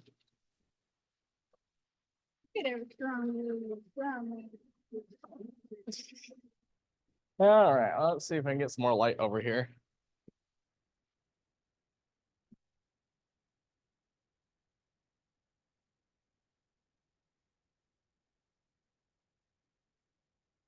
I can grab water. But let's grab a few. Show them what, tell them what you're looking at. All right. Put it in my pocket. So he's clipping the mic on me. So what I'm looking for right now with Quaymitos is I'm looking for interesting shapes. I do like the little UFO hamburger shape like that. So I'm kind of picking up a couple full nodules because I like having a little bit of surprise. Although they're not the easiest to read. Quaymitos are infinitely harder to read because their skins don't really give many tells. Because they're usually that round shape. And for me, round, smooth agates are hard to read. These ones are a little bit more interesting that they have that blob, but they're also hard to read because sometimes you can have banding face on this face. Sometimes they can be on this face. And it's just a little bit harder and unpredictable. That one, though, you can see some good banding. We may cut that one. Look at that one. We may slab that one. That's a beauty right there. That would make you can cut. I like these. I like the half broken ones, especially if you're cutting for money. So you can cut for a cab, a little slice off the cab, and then you can have the second half as a half nodule specimen. So we're just grabbing a couple. Grab some itty bitty babies. Oh man, look at the color in that one, the purple and yellow. You could dome that one. You could dome this one, although personally I would cut this one up for cabs because it'd be worth a heck of a lot more. Oh man, that one's almost cut already. I mean, that's a rough face, but it's very flat. This is a shadow agate right there. Yeah, we can. You can see lots of really good color in these. Let's grab a couple to cut. All right, let's grab I want some surprises. Let's grab some whole ones. I got two little whole ones right here. We got two little whole ones. Mm-hmm. Let's see, let me find one. I want one with no windows on it. Zeke's being a little picky right now. I'm not being picky. I'm being adventurous. Adventurous, that's the term. The term. I do like the red on that one. put in the hand. Well, the good thing is a lot of these do have little windows on them, so you can't see a lot of the good. There we go. There's a risky nodule. All right. To the saw. As Zeke said, to the saw. Order me around. Do you want to put this one in the bus this time? These are some little ones Zeke's have polished. All right. All right, let's see. Let's start with our risky one here. How are you going to cut this? I actually think this is going to be a hollow one. It's a little light, and there is that little hole right there. I think on this one, I'm going to cut it this way, but I'm debating about which way I want to come. I think I like this end more. So I'm going to come on to this side and just take that end off. All right. So I don't see any windows or fractures to worry about there. So we'll just cut through that way. I'm so used to the big saws that I always go backwards when I start.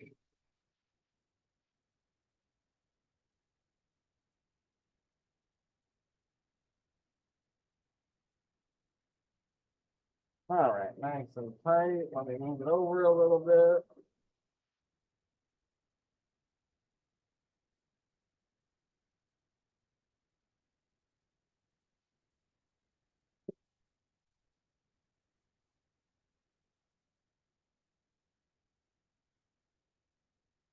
All right. Ooh, I like the look of that one.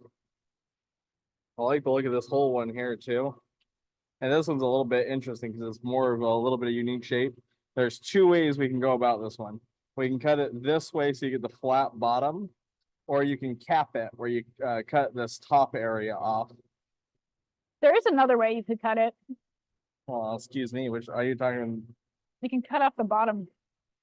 That's just what I said. Oh, That'd be the same way as if you cap it. no, I'm talking a really thin slice at the bottom and having a thicker end. Yeah, well, see, I'd be worried about getting that flat banding and not getting enough fortification in there. All right, well, which way? Let's see. I'm thinking we cut it this way so we can see exactly how good that banding is. Amen. Send it. All right.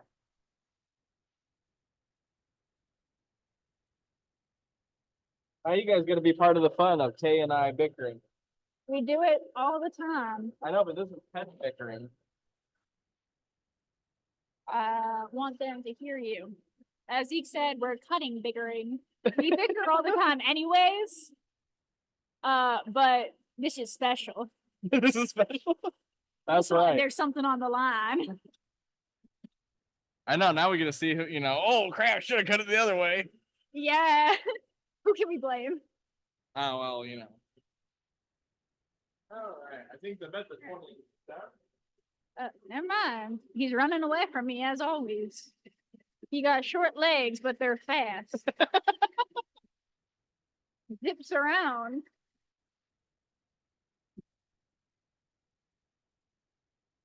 Still smells like egg farts. What an ugly piece right there. Yeah, that's really good. You can see it's oriented just right. Well, the light is at the wrong angle, but this is oriented just perfect because if I look straight at the slab, it's that really good blue flash. It almost looks like spectralite. Yeah, really good. Not quite as dark as a lot of the spectralite I've seen, but really pretty. And these will be on the live sales for your purchasing fun. Well, speaking of that, I have a deal for tonight, and we do have a couple giveaways.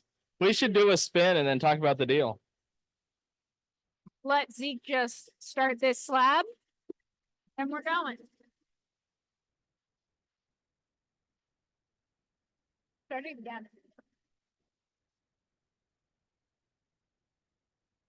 It's the motor, it's the capacitor. So we figured out what's wrong with that saw. The capacitor in the motor in its startup sequence, something's a little off. And I will look at it on another day. If you notice, the reason why we think it's the capacitor and not something else is when I first started up, it goes and it sounds terrible because it's not getting that jolt of electricity it does. And if you notice, when I instantly started again, it made no noise because it was already turning. So it wasn't as much energy to get it going. Yeah. The thing about these saws is I don't actually know how old this saw is because we used to be able to switch the capacitor on it, but at this point, I would not do that. I would not do that, period, because those capacitors hold energy. They store power, and you do not want to mess with those. Yep, not fun to play with. So if you have a capacitor issue, warranty, return it. Do not try to fix it on your own. Very dangerous. That's funny. John without coffee.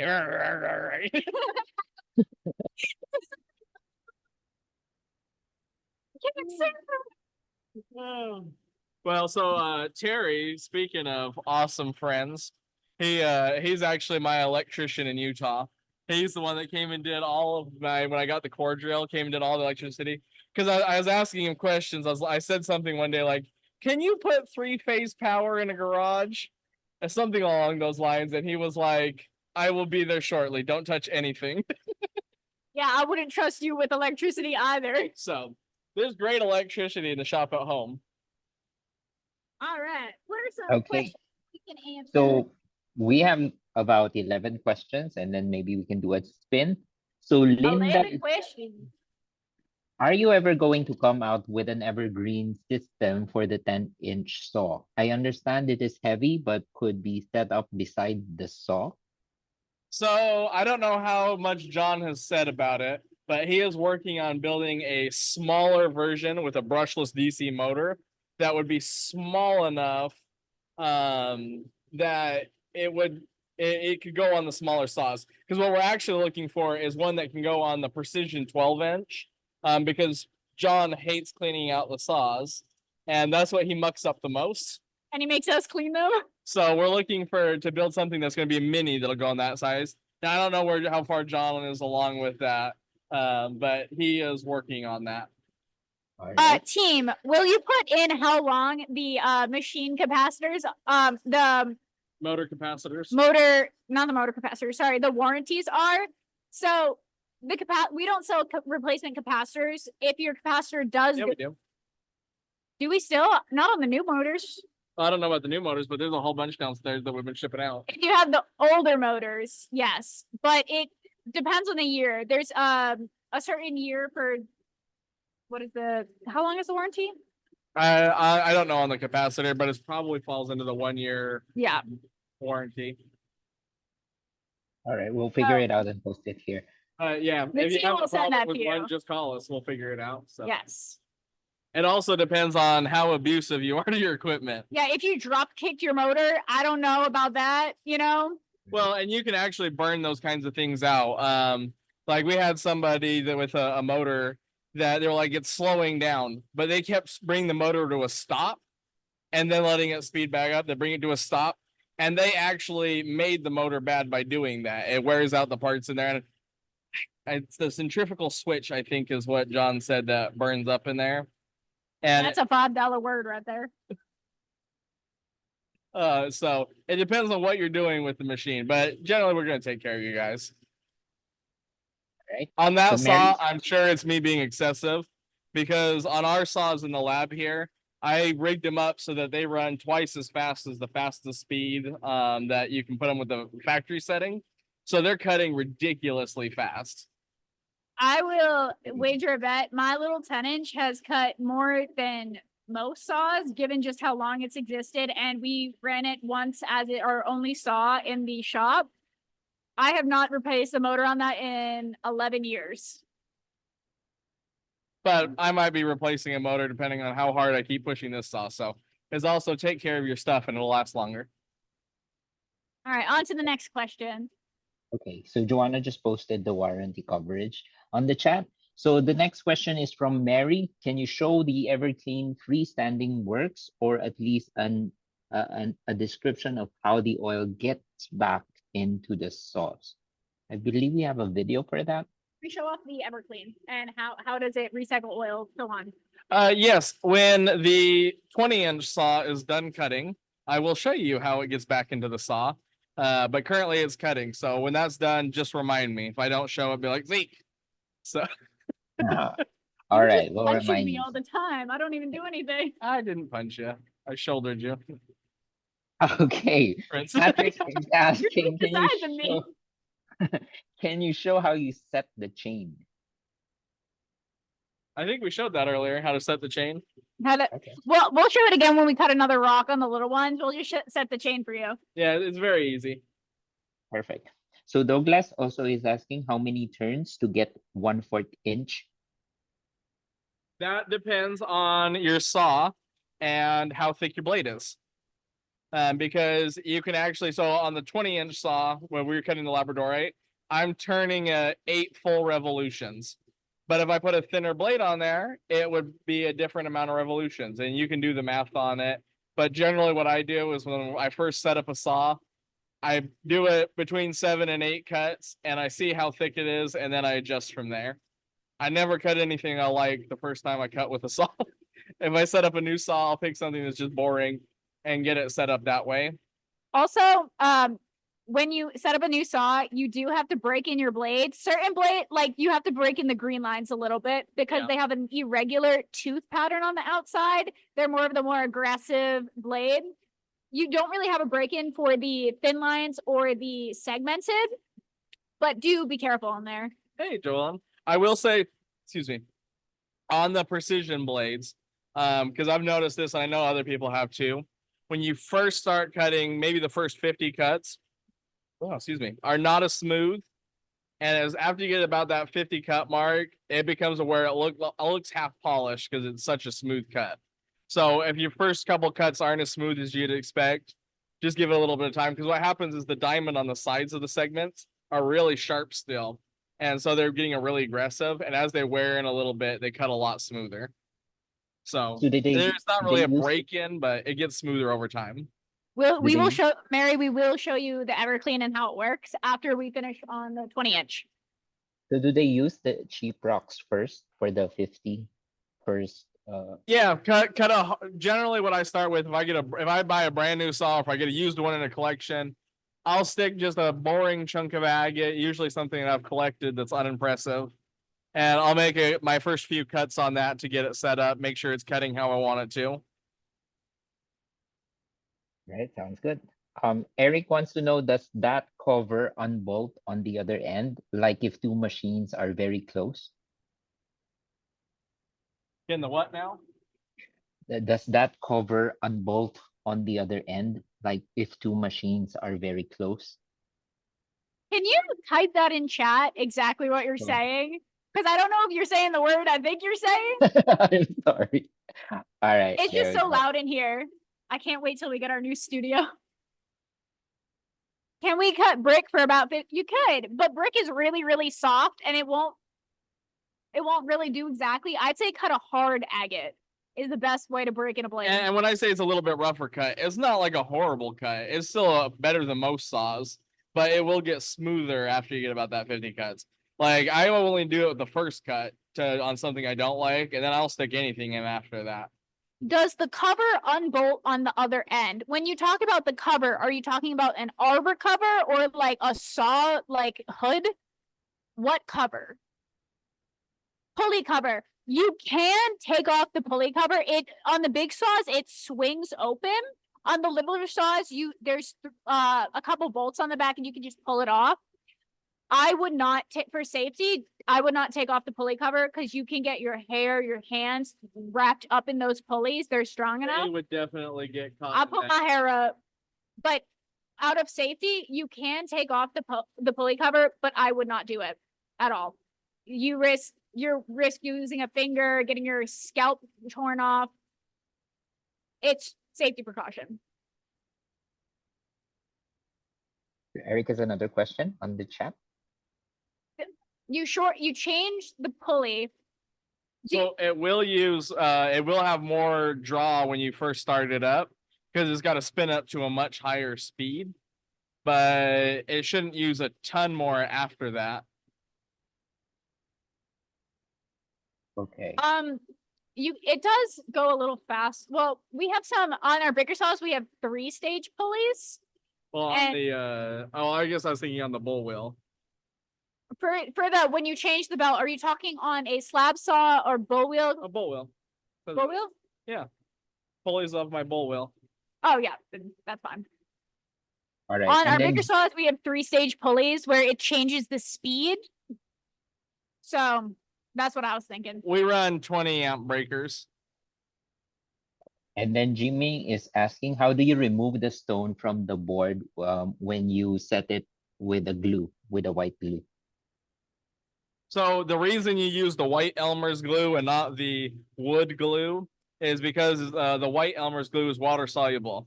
So you take your rock that's glued to the board and just stick it in a bucket of water and it'll come right off. But And if then- you use the wood glue, it's not water soluble. You'll have a very bad day. And then what's the difference between spectralite and labradorite? Location. Location. And typically spectralite is known for the bright blue flash, like the dark blue and the bright electric blue flash. That's typically a big characteristic. I think spectralite is from Finland.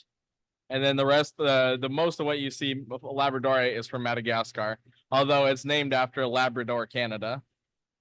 Woof woof. Okay. Last two questions. So how would you cut, say, a 25-pound rock in a 16-inch saw? I think that's a sarcastic question because he wants us to cut his rock. All right. Thank you. Okay. So Ed also wants to know, cut hard agate to speed up break-in on precision blade. Yep. Yeah, that's the fastest way. Harder rock will break it in faster. Same with the green line.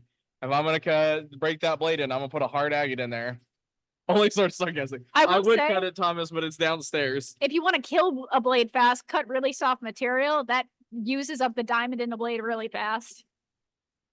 Okay. I think I we're learned good that with- the hard way. I killed the blade in like 6 months.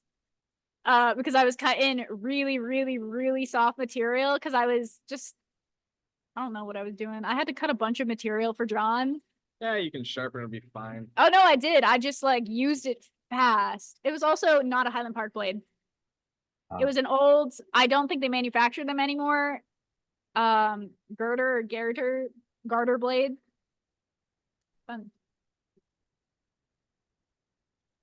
You want it so you don't really cut them. If you like replace a segment, you use like an angle grinder and grind it down a little bit, but you don't need to. Generally, like on the drop saw, if I put a brand new green line blade on there, in an hour I can have it very smooth. To answer your question, Shane, so how a diamond blade works, it's not really a cutting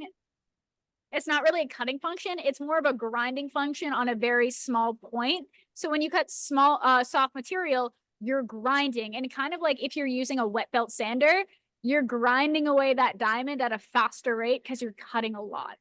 So it will use up that diamond faster.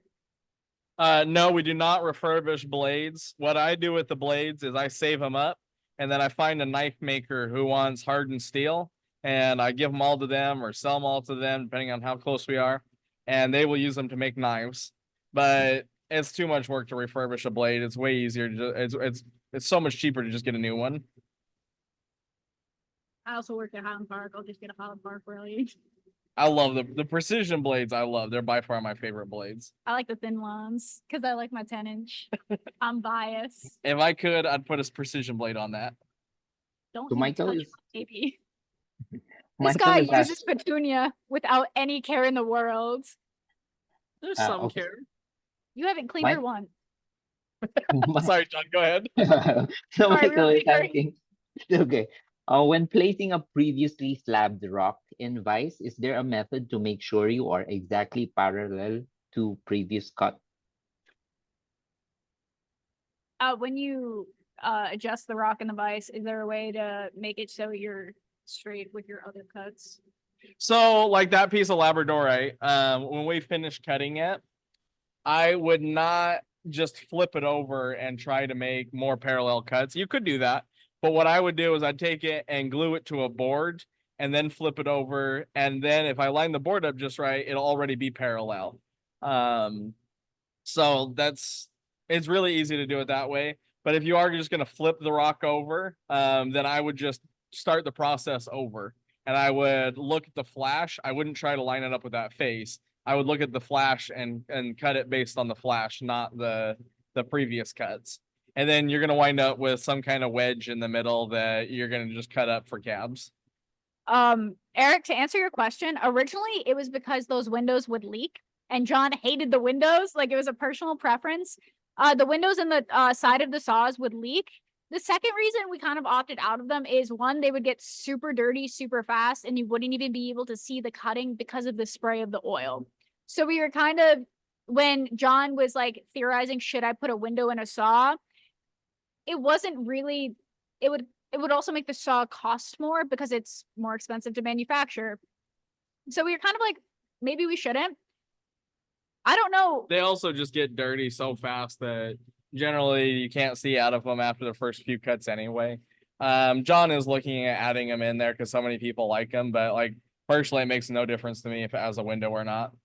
And Shane, to clarify a little bit more, it's the matrix of the blade that affects it. So like when you have a concrete blade, if you're cutting concrete and asphalt, because concrete is soft compared to rock, you have a very hard matrix. And when I say matrix, I'm talking about the metal that the diamond's embedded in.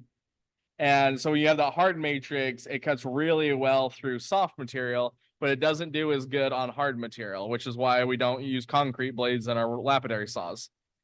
On the reverse of that, when you're cutting a lot of really hard material like agates, jaspers, things like that, we use a soft material, so it cuts a lot more free cutting, and you don't have that plunk when you release the vise. So it's the matrix that the blade is made up is why it makes a difference. Now you're not going to ruin a blade if you cut a lot of soft material on there. You can cut tons of soft material on there. You're just going to have to sharpen it more often. And when I was talking about running down a blade, I was cutting so much rock. It was my job. Like, I was getting paid to sit here by our saw, and it was the same saw, and it was a 10-inch. So I can cut in 10 minutes much, much, much quicker than a bigger saw. And I was using, I don't even know if it was a lapidary saw at that point. It was a garter blade. I don't know if you guys heard of the brand. They do not manufacture them anymore. And I don't actually think it was a lapidary blade originally. We can show sharpening a blade. A lot of the old belief was that you'd cut a brick or a piece of obsidian and that would sharpen it, because the theory was that you were exposing new diamond. That's not the best way to do it. The only time I'd ever cut like a brick is if you cut something that has a lot of metal in it and you're actually getting metal smearing over the diamond. That's the only time I'd cut a brick. What we use is called the peening method, P-E-N-I-N-G, not pinging, which is what a lot of people say. And that's where we're going to tap the blade with a file or a peening hammer to sharpen it. And yeah, we cut that piece of gold sheen. Let's open up the 16-inch saw and sharpen that blade. Sorry, I'm a child. Anytime he says peening, I laugh. I can't help it. Let me grab a... Shall we do a spin? Oh, we can do a spin. All right, thank you. Oh, I don't want you to stare at my leg.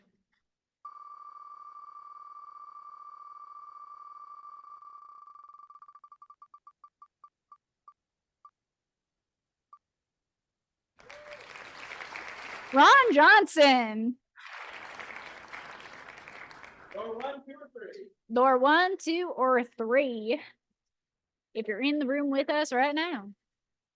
What door? To be decided, my friend.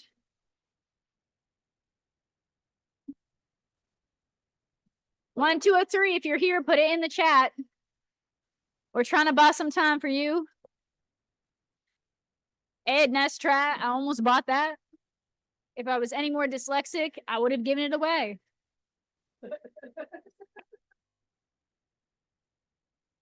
Ron Johnson. Ron, I'm buying a lot of time for you. Quick.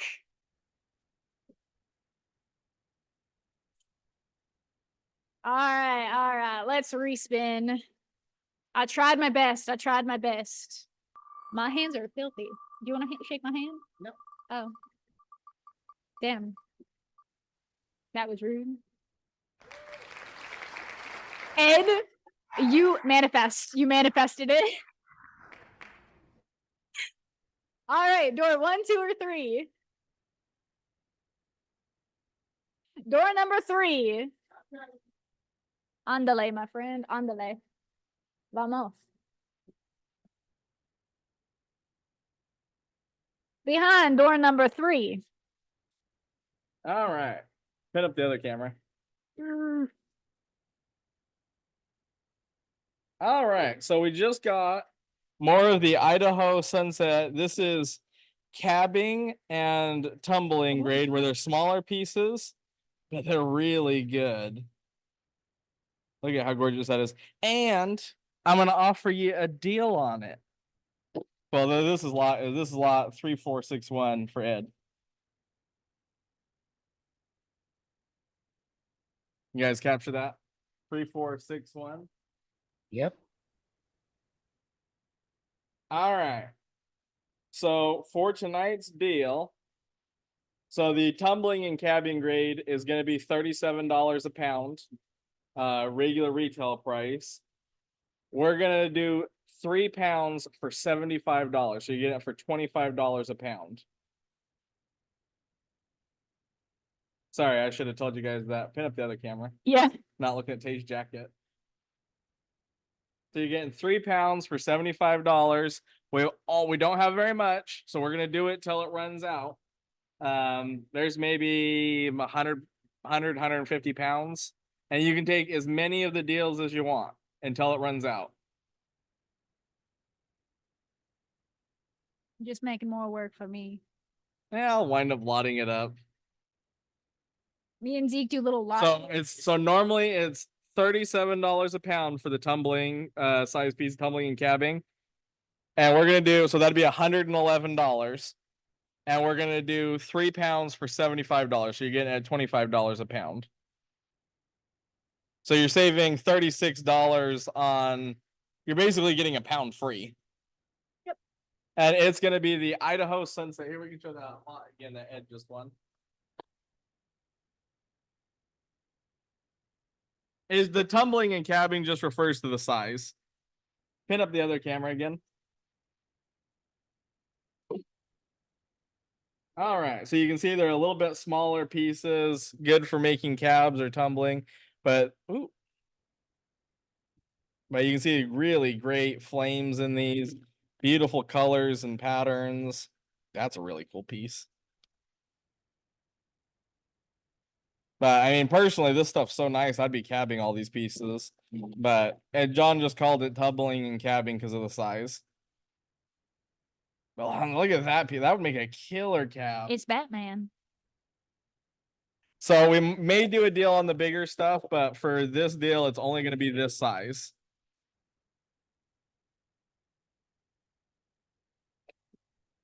Because the bigger stuff is a different price point. But look at this stuff. So cool.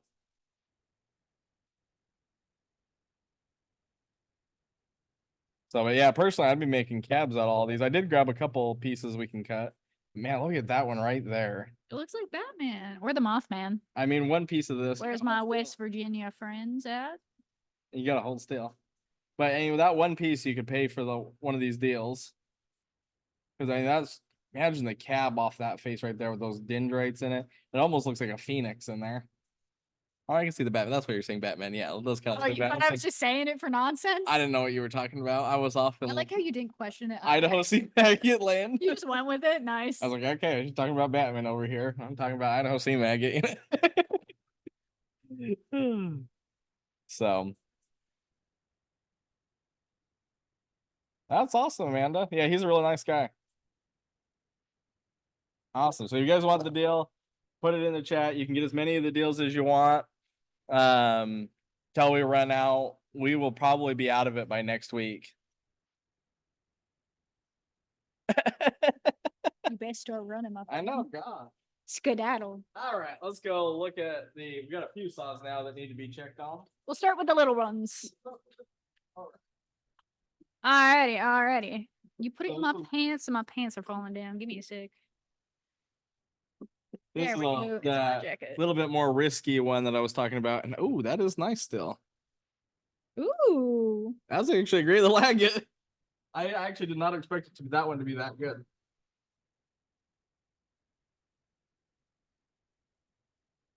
Oh, that's pretty. Yeah, this pocket can be cleaned up, and that'll be a nice little agate.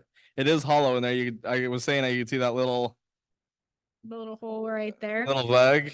That's what told me that this one was hollow. But that's still a pretty little agate. Awesome. All right, let's look at the next saw.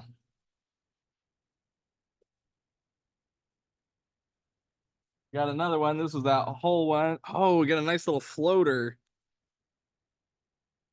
That's what, see, this one, if Tay had cut just the bottom off, you would have missed the floater.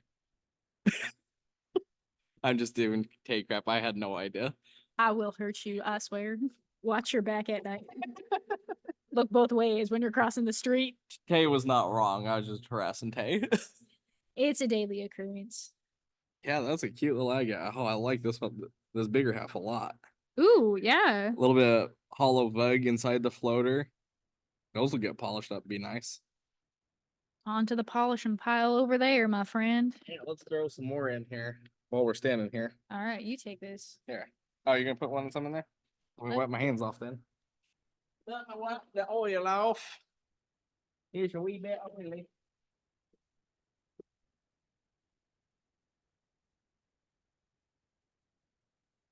From this angle, you look so small. I'm sorry. We're just You goofing tall around. people. We're just goofing around tonight.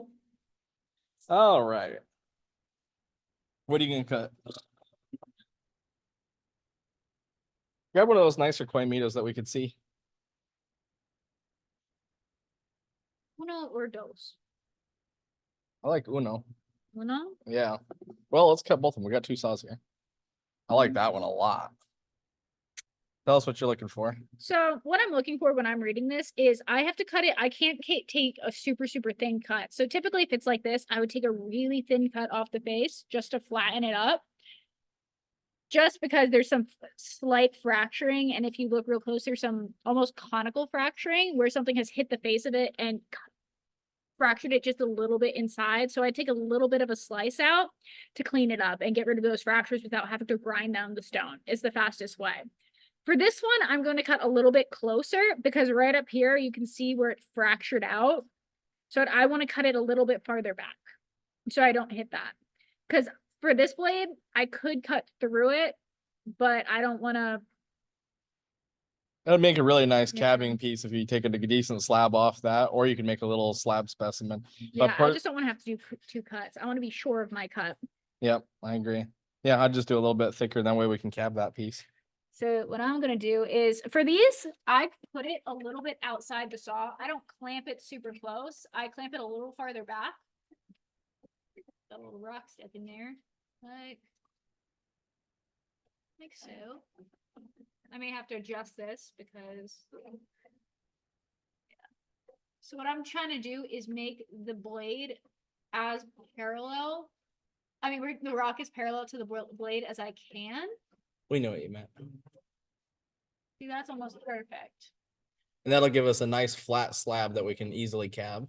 I'm gonna work this over just a little bit.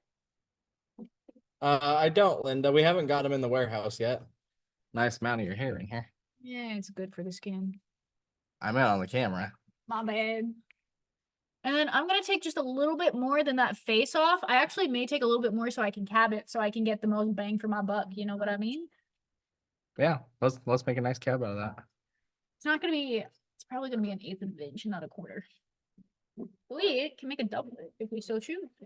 Yeah, move it over a little bit more. There you go. Yeah, that should be good. I'm gonna lock my bus. Turn my blade a little bit. Start it up. Oh wait. Before we start up the saw, actually, someone was asking if we can show you how we do the chain. But I remembered. So for the chain, this is what Zeke does. I don't like using the chain personally. It's a personal preference. But how you're supposed to do it is Zeke, this is where it's sitting right in front of the rock. Zeke adds about the length of the rock.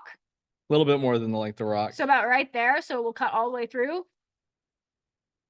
And it's better to go a little bit further than a little bit shorter Mhm. because and as Annie saw, if you stop the cut and then start the saw again, you're gonna have a little spot there where you can see saw marks. What I do is if I do stop it before I cut all the way through, I will pull my vise back just a little bit so it will feed back in. I will not start the saw with the rock touching the blade. But it pull it- will leave a little saw mark there. Yes, it will. All right. Let's actually, instead of that one here, hold the camera for a second. Wait. Or actually, here, I'll just put it in the clamp. There goes the microphone. Let me grab a piece of that Idaho sunset. Let's cut some of that. All right. Let's look at some of these questions when it's quiet. I have a 12 HT and want to change to a vertical vise. It seems easier for cutting smaller rock. Can you show how to attach it? Can we show how to attach the vertical? I think there's a video on that on our YouTube, There might be, but we can show it. but we can show I it. can show you the general idea. General idea, not the entire procedure. All right, I got a little piece. Let's cut this. Alrighty. Oh wait, I didn't even start this. So I got this little piece of the Idaho sunset here. You can see nice little flames in that. So let's cut this piece. And this is just one of those little pieces. We're gonna cut it, and it's gonna be a great little cabbing piece.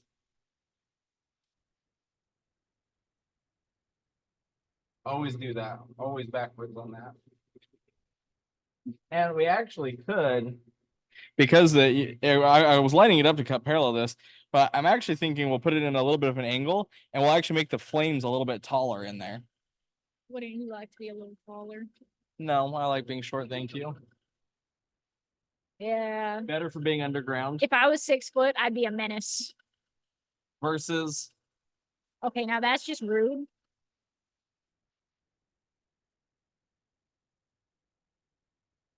All right, so I'll clamp that in there, get a nice steep angle, and that'll show us the flames taller. So you can see if I had clamped it the other way, so it was sticking out of the vise flat, it would have just been parallel to that, and what you would have seen there is what we would have got. This way, we can get a little bit taller flame pattern of this. I have made a great error. What'd you do? There we go. There we go. That's a closer view. Also, shut up, Zeke. Courtesy of Carl. Oh, Carl's on. All right, so we'll put that in there. I will take a cut off, and then we'll take a slab that we can cap. See, look at him abusing Petunia more. I'm not abusing nothing. I named my first car and my first saw Petunia because that's old reliable right there. Let's check out this piece up here. We got our gold sheen obsidian. Let's take a peek.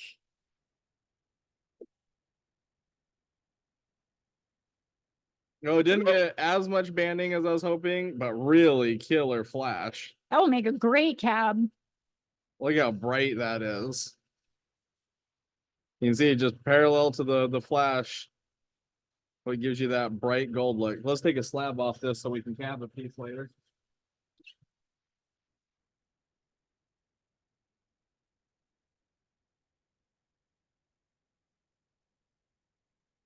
That is a tight cross speed. Can hear it groaning a little bit. This saw is, yeah, very new. Not everything is nice and tight still. Not rattling bolts. All right. So this See, our chunk fell back here. fell behind the arbor and flange. Let's show the light. In the light, my friends. Wow, beautiful piece. Look how gemmy blue that is. This Yeah. is some great sodalite. Yeah, that's really good blue. Woo. These pieces will be up for the live sale maybe tomorrow. Yeah, we can put these up tomorrow.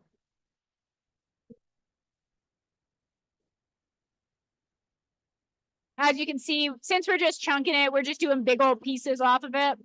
This gives you the option when we give it to you guys, if you want to carve it, if you want to butterfly it, make not spheres. For some of these pieces, you can make spheres, but for these, make marbles or cabs, whatever.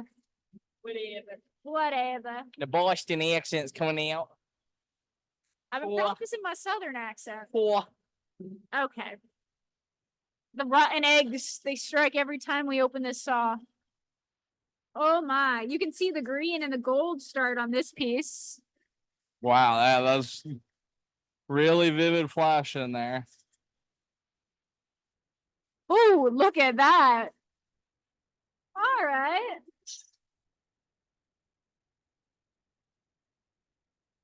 And you can see how when you start at the end, the flash slowly can change throughout the stone. The surface is not always the perfect indication of what the flash will be like the further in the stone you get.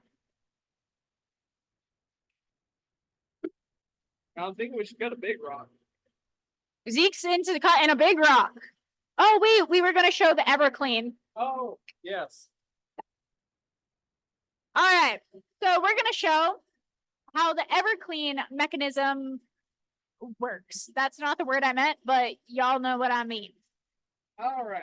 So on the back down in here, there's a little hole or a little port, a bulkhead port, which comes out, drops down through this pump. This pump pumps it into the top of the Everclean can here, or the top of the Everclean here. Ooh, those are tight.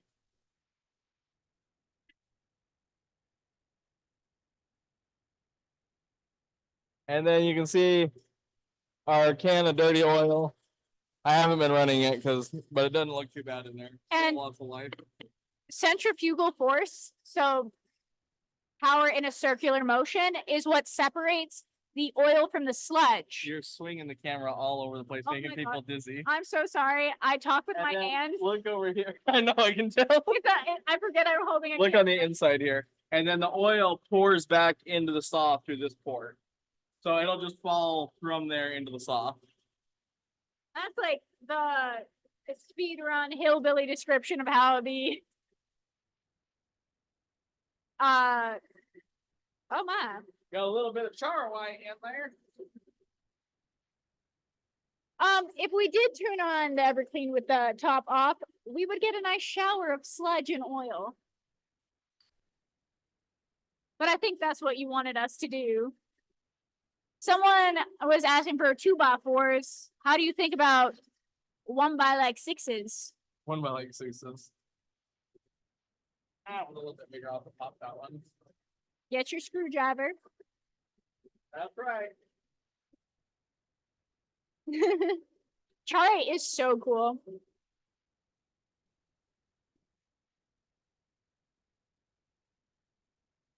That's some good char white.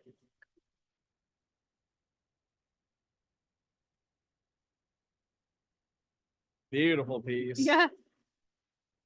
Look at that color.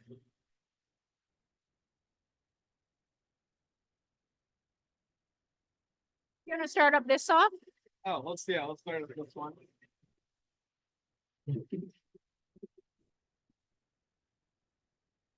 Let's take these out.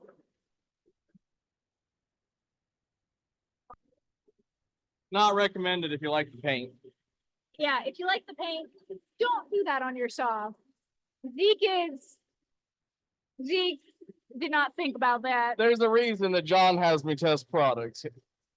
Yeah, he's a bit rough on them. Oh, look at that.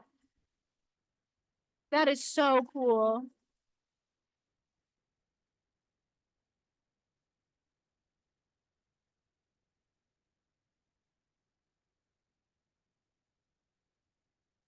All right, what big rock are you gonna cut today? Well, let's see. We could do a big piece of river jasper. Someone was asking about the river jasper. We could do a big Turkish stick right there. We could do a big piece of bumblebee. What do y'all want to see? Oh, I got a big piece of the Caribbean onyx. Cut the leopard from last night. That is not up here with us, and we're That- not gonna move that. Yeah, that was downstairs. I see one vote for Turkish stick. 2, 3, Okay, well, 4. the Five majority votes says Turkish. Turkish stick. All right. See, this is why I have Zeke. I don't have to do the heavy lifting anymore.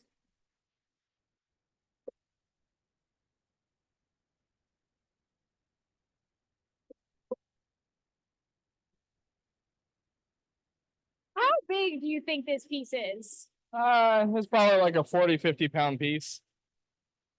I cannot give you the dimensions at this time.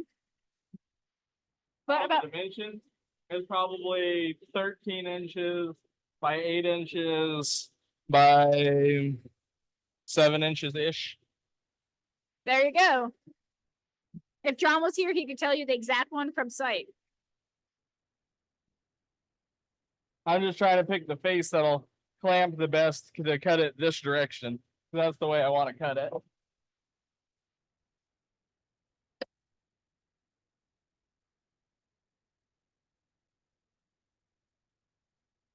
Yeah, got it all dirty. Gosh, it's like we use these. I know, right?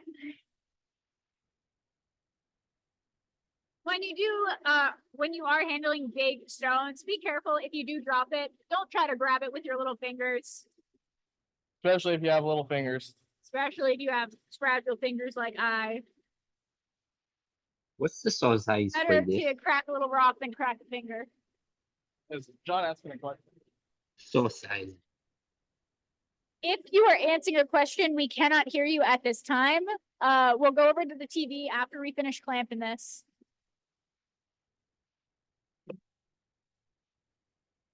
These bigger ones are always the hardest to clamp in. Gotta find a nice spot that it can be nice and grippy.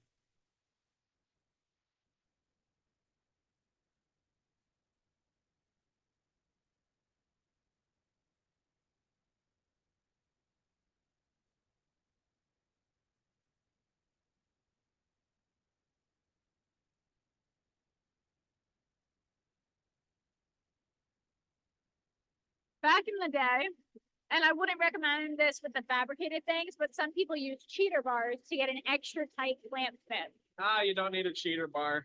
The thing about the cheater bars,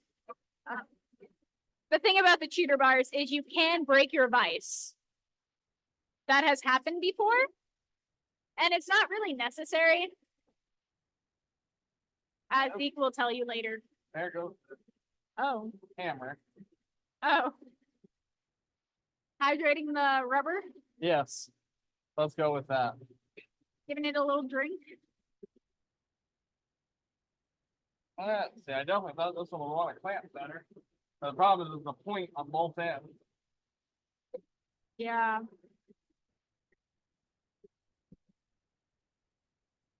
It may be time for some shims, my friend. Nah, we don't need shims. We just need to find the right spot. Shim hater. I'm not a shim hater. I just not a fan. Not a shim lover.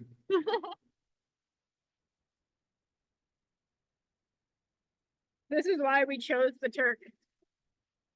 I like 'Cause that's the watching most- Zeke suffer a little bit. It adds character. This is not, It builds this character. is not suffer. This is just getting proper alignment. All right, let me. They're optimistic. What? So the reason we had to pick this face is to capture all of those sticks or little pseudomorph fingers.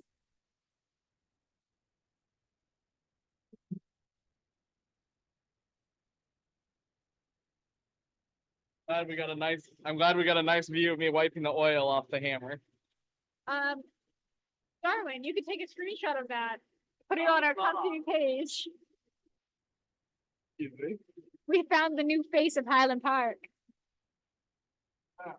Budget Thor. Oh. Scared me there.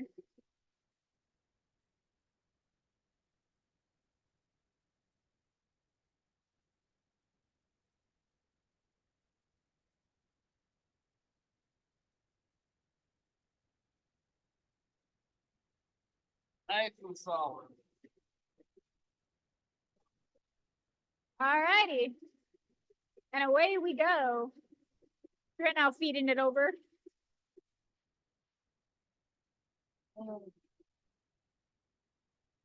I'll take a decent cut off this face.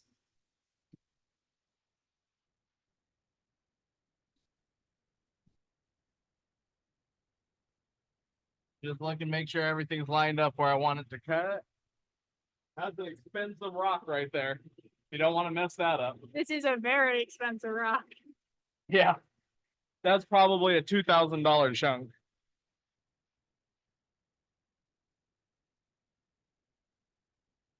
All right, we want to make sure we got plenty of chain.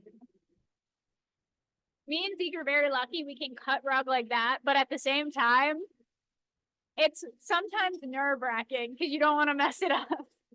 That's fine. John will find us. John won't know. If John sees it, I'll say, Tay did that. I mean, I know where you live. all right. And away we go. Time to answer some questions. All right, all right. Okay. That's your sub? All right. That's So what I pertaining to the say. go Oh, ahead. go on. I'm sorry, John. I'm sorry. I'm a chatter. No problem. Motel door. So, Mary is asking pertaining to the core drill setup earlier, the one we measured, the oil tank. Does it have to have 15 quarts of oil to run? No, it does not need 15 gallons of oil. That's just what I had in mind because I was using the core drill makes a lot of mud. So the more oil you have, the more oil you got there to circulate that mud through. But you don't need it. You get away with 5 gallons if you wanted to. Okay, thank you. So Karen is also asking, what's the difference between your green line and thin line blades? What is the difference between the green line and the thin line? Ah, I sound like an old man. Ah, can you hear me? So the green line blade is a non-tension core blade, which means that if you bend it, you can bend it back. It's a little bit thicker and it's got replaceable segments. What's great about that blade is it's budget friendly and has tons of diamond. It's designed to be a work blade. You know, like if I put that on the drop saw on my shop in Utah, I had one of the HT14 drop saws. There was days where I'd cut 300 slabs a day on that saw because I'd be standing there pushing on it all day long. And that blade has a ton of diamond and is really good for that. The thin line blade is a very thin blade that we use for cutting agate specimens, higher end materials like opals, turquoise, things like that, where you want to waste as little material as possible. All right, thank you. And then what size are the ones that you used earlier? We've used everything between 10 and 24 inch. The one with a huge rock. That big one that we just did was a 24-inch saw. And if you want to see something cool, we'll walk over here for a sec. Sure. This is a 36 drop saw. Give you a little perspective. There's the. There we go. There's some perspective. This is our 36 drop saw, which we're about to get up and running. You need 220-volt for it. And we're getting that set up. And here's another one. This is our 36 slab. A nice big blade. There's comparison to Zeke. This one, you basically need a shovel to clean out the mud. On this saw, you basically need a shovel to clean out the mud. It's such a big saw. I have had to ride on the carriage of this to fix it before. Yeah. How much? Do you know how much this is? Put the prices of these in the chat for us. They're between 11 and 12,000 for this saw, and this one I think is like 6,500. That's just rough estimates. John will put the actual prices in there. There is one bigger saw than this, and that is our 45-inch. 45-inch. It is bigger than a car. It is absolutely massive. In fact, the hood on that one is so big, it runs on hydraulic pistons. So you press a button and it's going up. It's really cool. Yeah, there's our John bigger won't saws. have one yet though. How much is the 45? It's 28,000. That's the 28,000 that Thomas was talking about.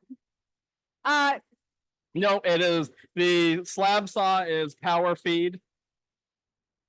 So you put it runs the same as the other slab saws, and then the hydraulic drop saw is a gravity feed. So William is asking, when using the 8-inch cab machine, how long would a 5-gallon of water last using the water pump? Depends on how much water you're letting out of the valves, but generally 45 minutes to an hour. All right. What's the price on the hydraulic drop saw? We don't have one of the 45-inch saws here. They're too big to actually go in this room. I'm trying to get John. Oh, is the hood manual? Now it is manual, but it has a 110-pound counterweight on it. So let's go back over that. Let me show you the hood really quick.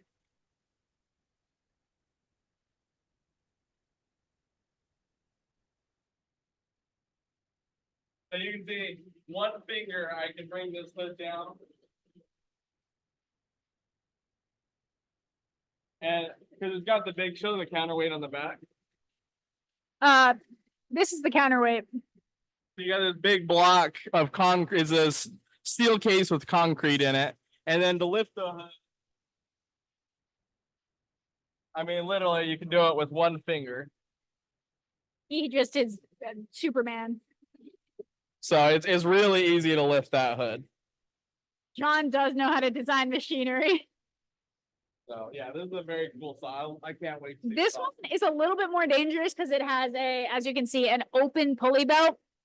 Yeah, it's really not that dangerous because you're so far away from the pulley. Just don't lean into it, my friends. Yeah, you'd be fine. It's perfectly safe. Don't be scaring people for no reason. I'm not scared. I'm just saying be safe. Tay is the cautious, warn everybody. I'm like, run it, you'll be fine. Listen, one thing I learned, it takes one accident. Yeah, the 36-inch saw hood feels lighter than the 24-inch because it's got that big counterweight on it. Or Tay here. So Carol is also asking, I want a 14-inch drop so I can use water. What does Zeke think about using water?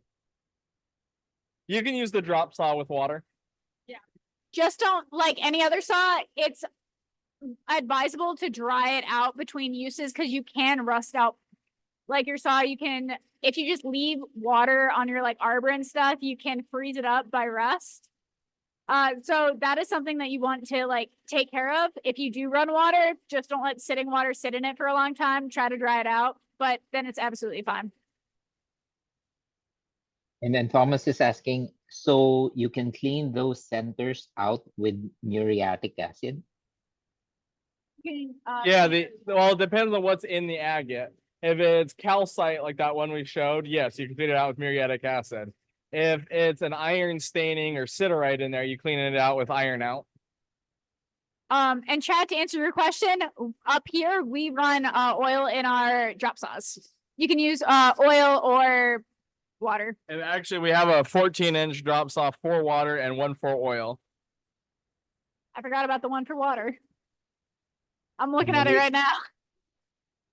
And then Richard is asking, why would you use the 6-inch over the 10-inch? Why would we use the what? 6-inch over the 10-inch. Talking about trim saws? Yeah.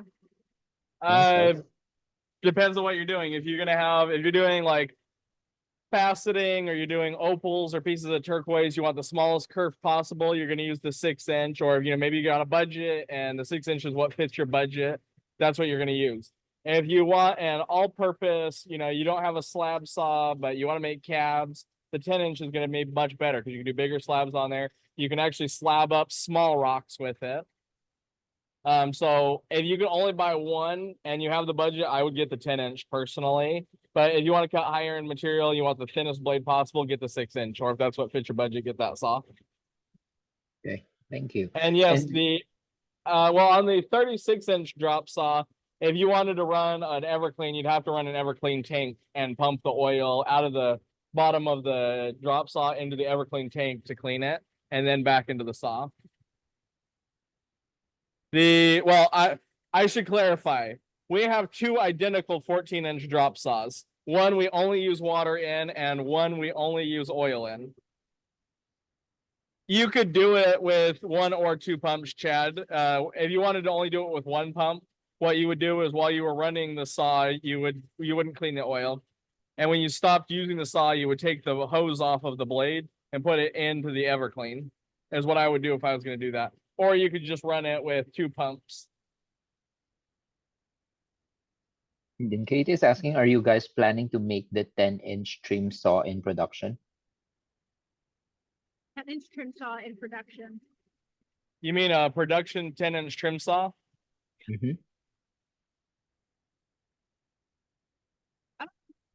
Are we planning to make that? No. No. Okay. The problem with the making a bigger blade on the production trim saw is so if you have a wheel, the farther out you go on a wheel, the faster that outer edge is spinning. So if we're already ramping up the speed, it's going to be even crazier on a 10-inch blade versus what's now the 8-inch blade, which is what the production trim saw is an 8-inch. John has no plans to make any bigger on the production trim saw. On the oil dry, anywhere from, I've done it as short as 5 minutes and had them be fine. Usually I leave them overnight. Kate is also asking, do you have any of the clampers that let you cut the other half? Do we have any? Clampers? John is working on making clamps for the saws, but we currently do not have any. And as a general rule, I don't use clamps. I just use the glue on wood, or if I'm cutting, I just cut it without the clamps. All right. And But if then I need to, that's generally what I'm doing, is gluing it to a board. Then last question from Carol, the 14-inch drop with water. I want to cut Mookite Jasper. Which saw blade to get smooth cuts? So as a general rule, the drop saws are, I know Kay needs to go drink her coffee. Here, hand me the, Got my coffee.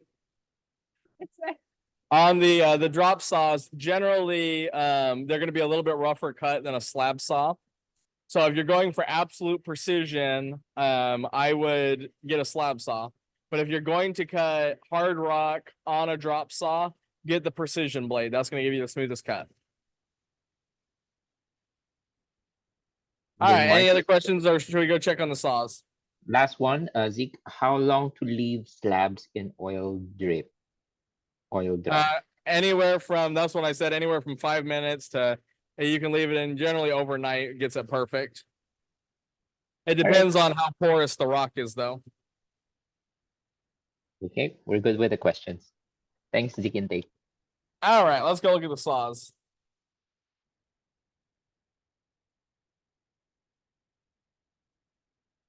Let me go turn right. on the light. You guys get a first perspective.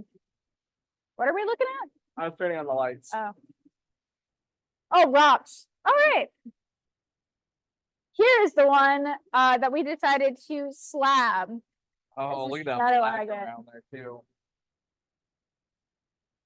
This is a Koyamito. Oh man, that's This killer. nice slab. And then this is the agate half. Right now we're building our new cutting studio. This is a temporary studio over here. That's why it's really messy and stuff. We're going to move into a bigger area. So we have a lot more space to get more saws, more room for tables, more organization. But that's a killer rock right there. Fantastic. Going in my pile. No. These will be available for you guys to get during the live sale. The next rock we have is some of that Idaho sunset. Oh man, Look at that. beautiful.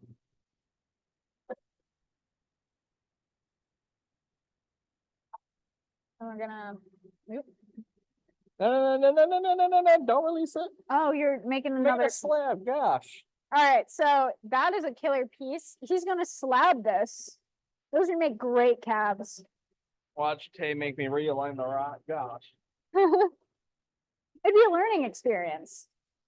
And on this one, I just did 7 rotations. On this one, he did 7 rotations to move it over. Okay, what is the next rock? I kind of want to cut another El Mayo. Actually, do we have Laguna up here? I don't think so. Ooh. You could cut a 1970s. Let's cut this one. Oh. Oh, wow, that's great. All right. You gotta be careful of that window though. All right, I'm going to show you how to cut this one.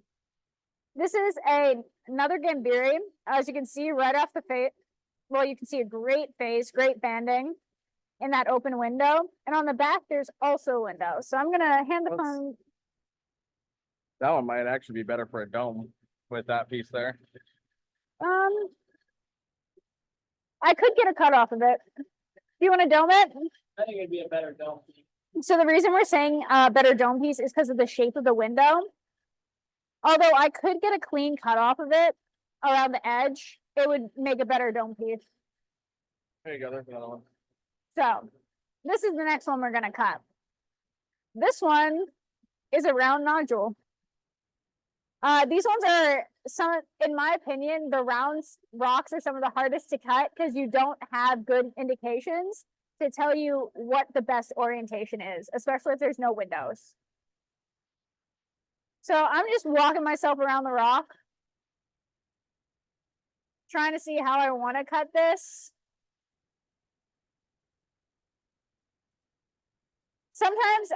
Sometimes cutting rocks like this require a lot of luck over like skill.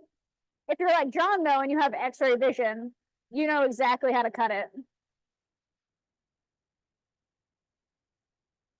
If I was not cutting it for a specimen, I would take a small slice off the edge to see where the banding is. But if I am cutting it as a specimen, that would tank one side of the agate's price. So doing that little like test cut, it depends. Like that's fine if you're going to cut it for cabbing, but as a specimen grade, that does hit the price quite a bit. Because a lot of people like buying full agates, like both halves, when they get the collections. So that is a bit of a risk, especially if it's a killer rock. So I'm gonna let Zeke hold the camera so I can put this in the vise. I need both my hands. I'm a very tactile person. I like feeling out the rock. This little hump is interesting. Honestly, I'm probably gonna cut it right here. This is a 12-inch precision saw. As Zeke said, 12-inch precision saw that we're using, but I'm gonna cut it right on this axis. All right, let's stick it in there. For rhyme or reason, it's kind of hard to read these round ones with no windows, but I'm feeling good about it. Yes, getting it wet would help decide because that would show any hairline fractures that we couldn't see.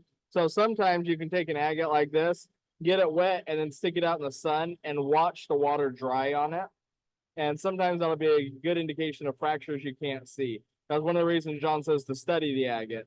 Now, in here we got no sunlight and it's humid enough that the water would never dry on it. No, it would not. So we really can't show that. But in Utah, I would take these and set them out on the tailgate of my truck. I'm just feeling good about this. Maybe I'm lucky, maybe I'm not. But that's why I love cutting rock.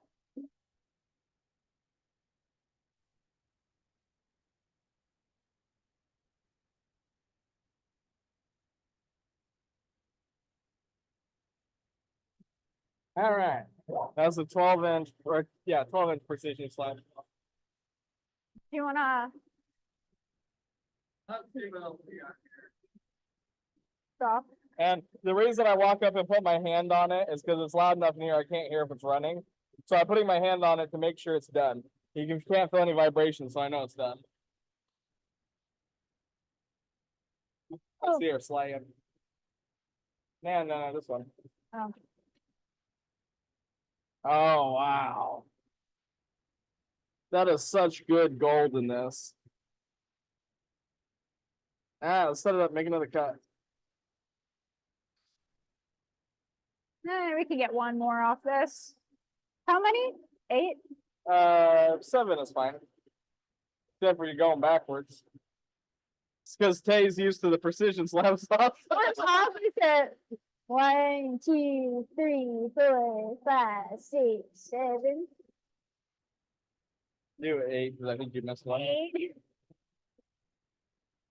Yeah, that's good. All right.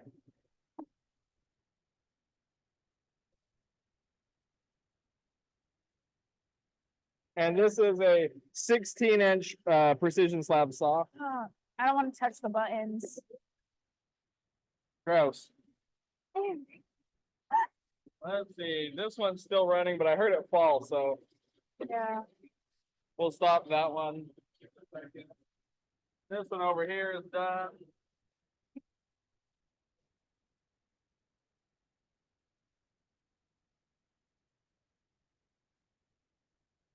Wow.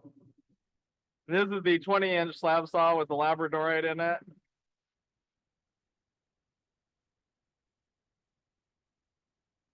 Wow, That's beautiful. a killer piece. Yeah. All these slabs are beautiful. I'm gonna put these in the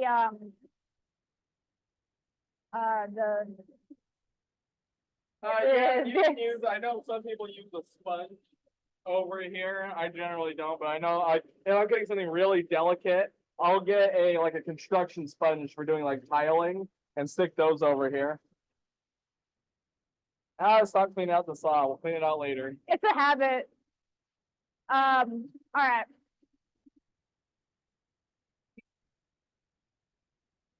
I will say, I'm gonna show you guys this. Come here. So for this saw, you can pull the vise all the way back to the back. Be careful when you pull it forward, otherwise you'll slam into this. You can see it's happened once. So do be careful when you're moving your vise back like this, because if you like do it fast enough, it's just gonna smack into your front of your saw.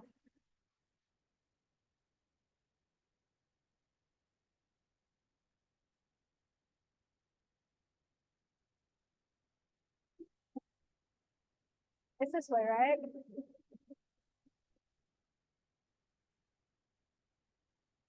There we go. How many did you do?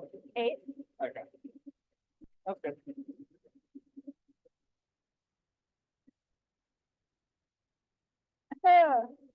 You do the button. I don't want to get it all greasy. All right. And then this one. Gross. It's hydrating, not gross. Yeah, that is a good idea. No, I can't break it off.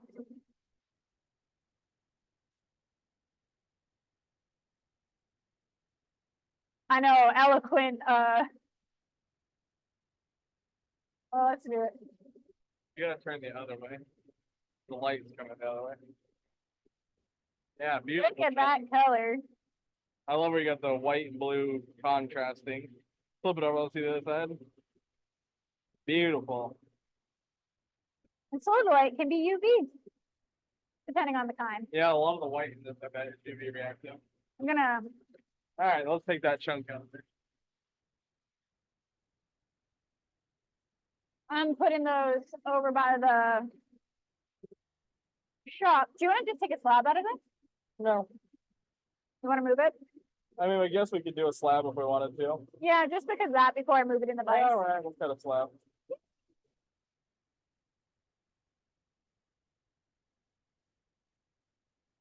Going the wrong way.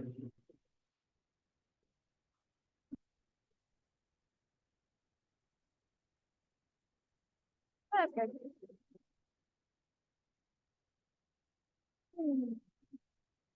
It's.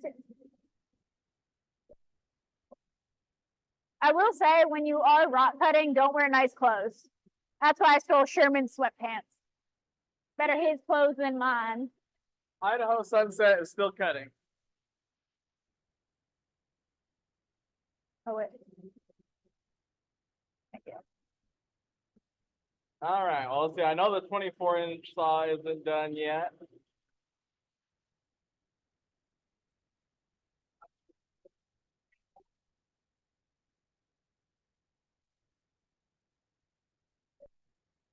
Over there.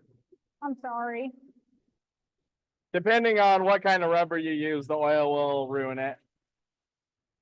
The Idaho sunset is still cutting. We have not shown the slab yet. It's in the saw.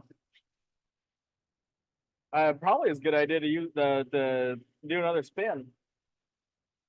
That is true.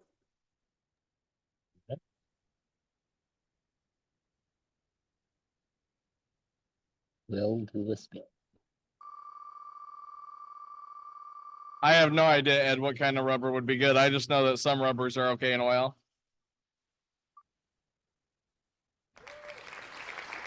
Howard. Howard in the room. You know what I used to use for the saw falling? What's that? An old Highland Park blade foam. I cut out a little chunk that would fit that little area and I set it right there. Oh, the EPE does work good. Howard, door 1 or door 2? That's awesome, Steve. What? Which door, Howard? Door 1 or door 2? Reuse, recycle, something, something. There's one There's- more. Reduce, Reduce, reuse, recycle. Door 1 or 2? Howard.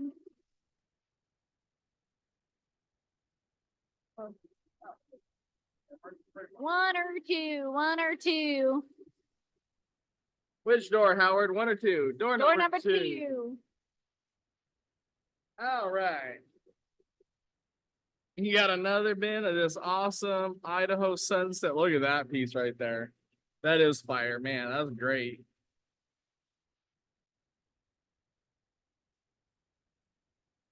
Yeah, that's really killer. And just to recap on the deal, we're doing 3 pounds for $75 on this of the tumbling and cabin grade. So it's all going to be the smaller size pieces. They'll have a really good pattern in them though. Look at how killer that is. Like, these are great pieces. They're just smaller, which is why they're tumbling and cabin grade. It's just because of the size. What's that? Would you guys ever be interested in like a podcast like format where you can talk to me, Zeke, and Sherman, and just like we can have a little sit down and chat? Well, that's kind of what we're doing now. I know, but it's very loud here.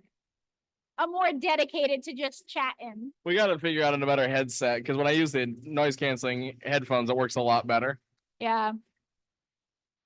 Maybe another lava mic too. Like Yeah. 2 mics, 2 sets of headphones. Yes, that would be good. So, and especially with the hearing, I hate all the loud saws. Normally, I'm always wearing hearing protection when I'm in here, because it drives me crazy. Like, this is so loud.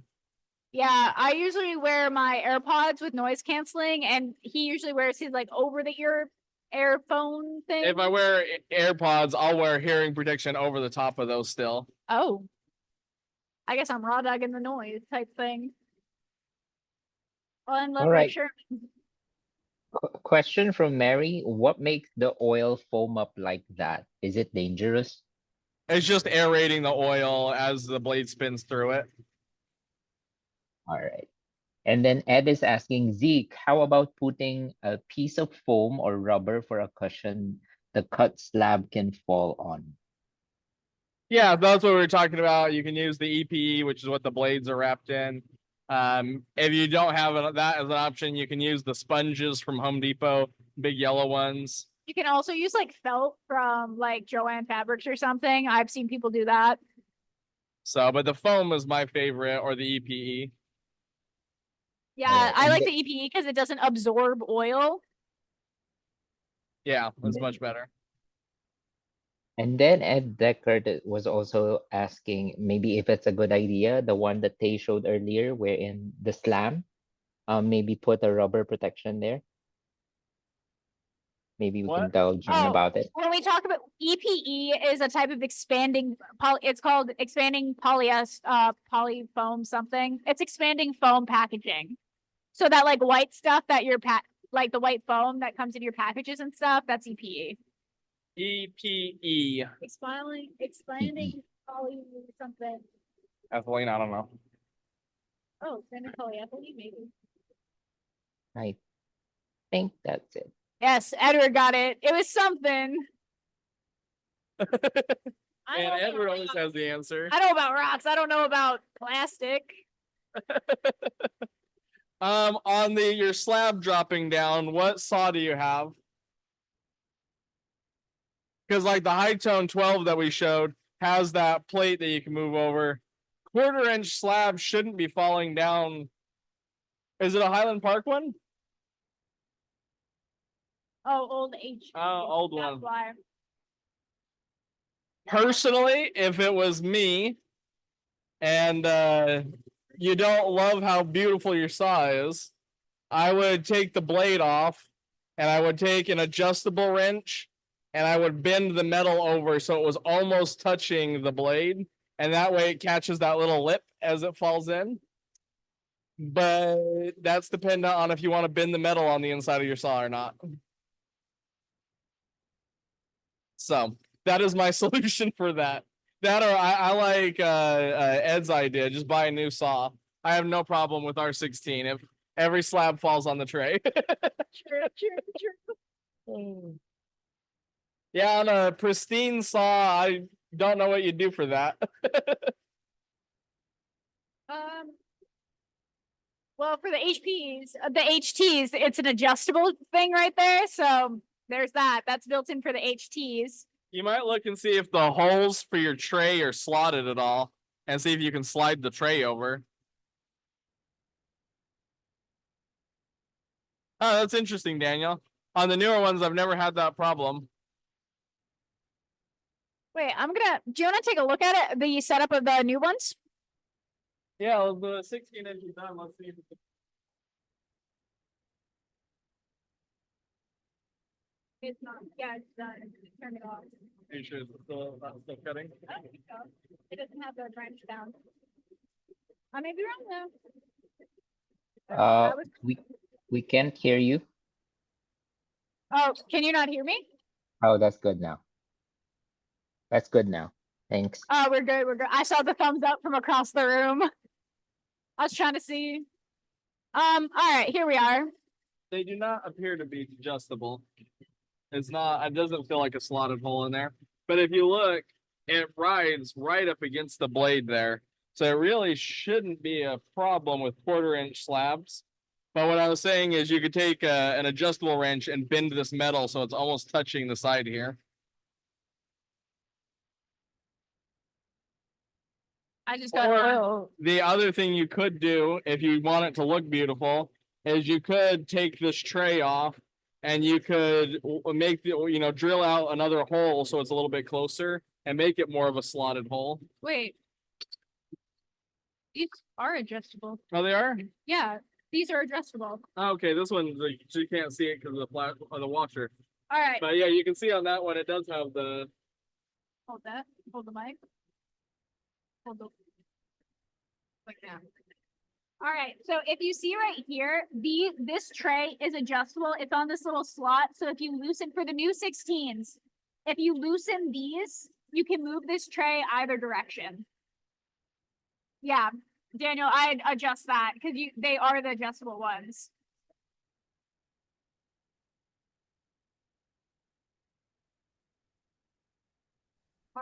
Our phone is super oily, hydrated. Yes. This is mineral oil.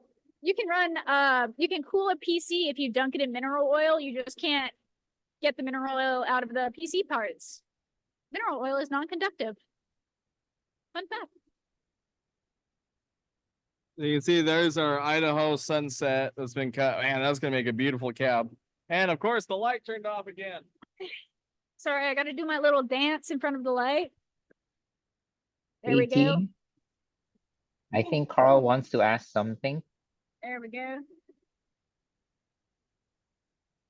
Oh, that's a killer piece. Yeah, that's beautiful. All right, we'll have to clamp something else in that one. This one sounds done too.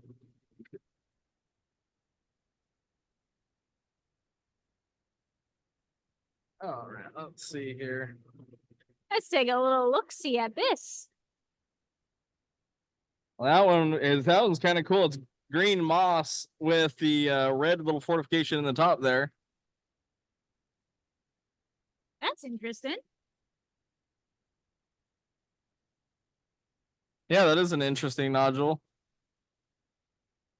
Look how silicated it is, and you can see a little bit of orange coming in over here. This is the one where I said it was a little hard to read, but we read it right, my friends. We This got one- the banding. This one, I'd actually be tempted to just cut it up for cabs because of the moss in there. That'd be really cool.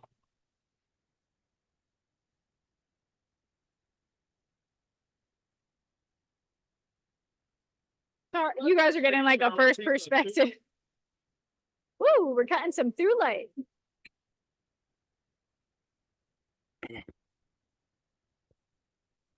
Hello, team.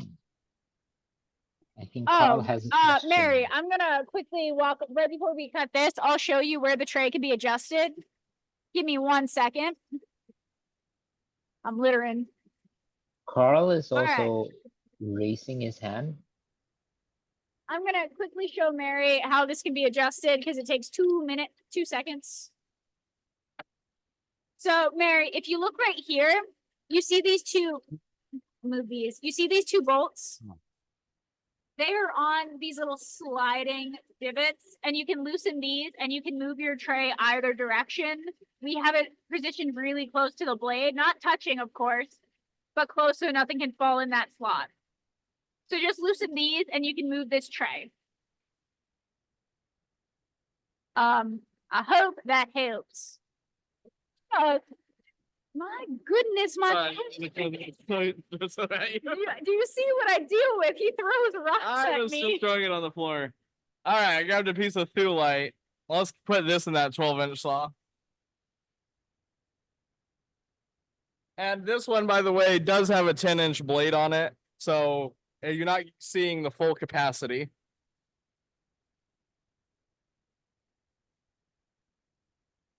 Let's see, I want that line going through it, so I'm gonna stick it in like that.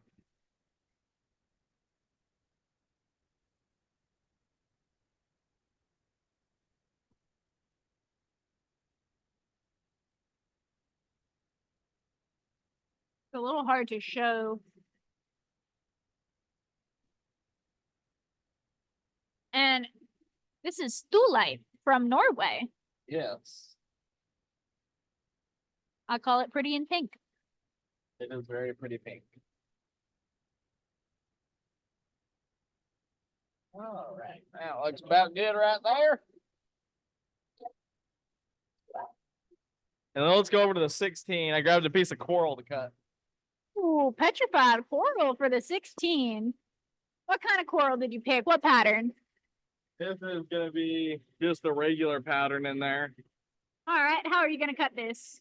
Well, I want to cut it at a little bit of an angle, so we're not getting just the eyes, but a little bit longer. So you kind of got the flower and then a little bit of the long pattern. The polyp? Yep. Yep.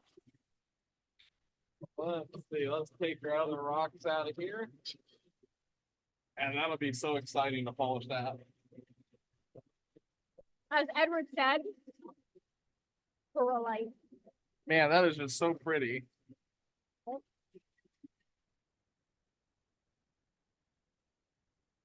You know what we should get? We should get head cameras, like GoPros that we put on our heads, so you guys can see exactly what we see. Alrighty. Well, I don't know. Those are kind of big eyes. We actually would be okay just cutting it parallel to that face. We should set up a furnace here to heat treat. Show them how to heat treat. We are. John's gonna send up a kiln. Never mind. We're gonna get a kiln. All right. I'm gonna go around the other side so I can show you guys a closer view. There we go. Now, what I'm doing right here, if you look, I set this way below the vise, which is okay as long as you set the chain to stop before you get to that, before you hit this plate.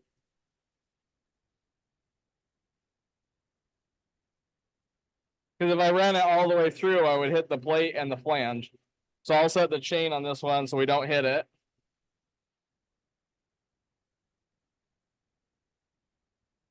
Because it's a little bit on the tall side. So on this one, because I want to be very specific about where it stops, what I'm going to do is I'm going to move it all the way past the rock and then slide it forward. And of course, this is nice fine thread.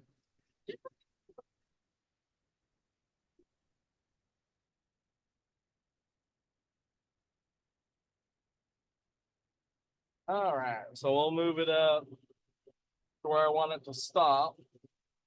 And then I'll adjust the chain so it stops really close to that. So I'll tighten it up just a little bit. Give it one more link. Right there. I think John has smaller hands than I do because he definitely made these a little bit tighter than I like. Well, you got sausage fingers, my friend. How rude. I'm sorry. Harsh. Our hands are the same length, but you're a little thicker. You're a little thicker. What can I say? And on this one, we're just going to take a nice big cut so we can really see that pattern.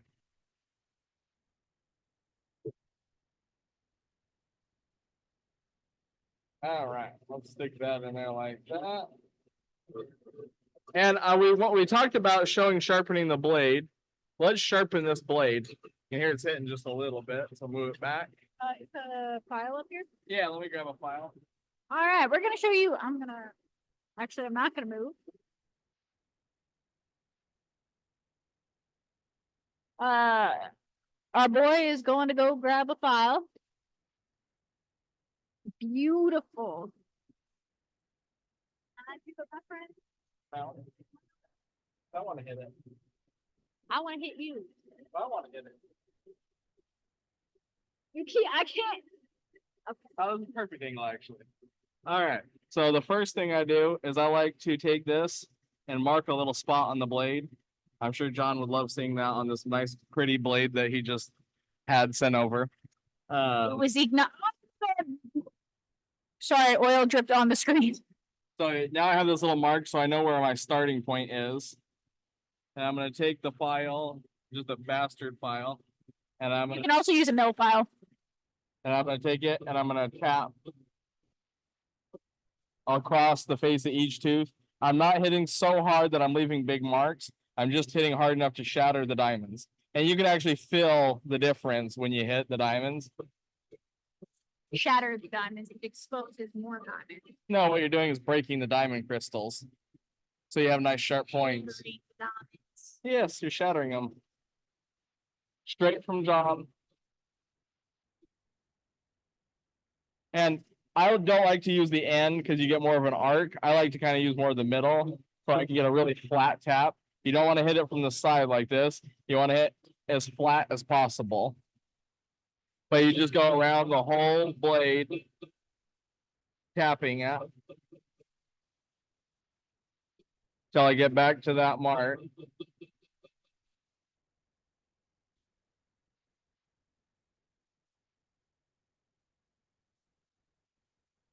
And when I'm taking it, I'm running my finger across there to make sure I got the whole tooth.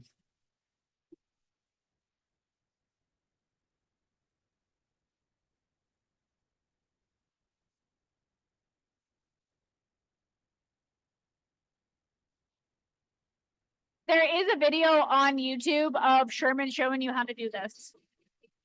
Whoever pointing that out, thank you. All right. Well, we don't need to sharpen this whole blade. This blade's actually pretty sharp, but that is the technique. Don't point that at me. Whoa! Our boy is wielding weapons. All right. Let's cut this piece of core off. Would you use this procedure on any blade? Yes. Yes, if it's a diamond blade. Although on the thin line blades, I do prefer the peening hammer over the file. I feel like it's a little bit more controlled, and that flat face I feel like works a little bit better than the file edge. Can you do this on diamond grinding wheels, like for the CB8? Yes, especially on the sintered wheels, I do this all the time. But I use a peening hammer, and I use the ball peen end, and I'll tap across the whole face of the wheel. Works really well.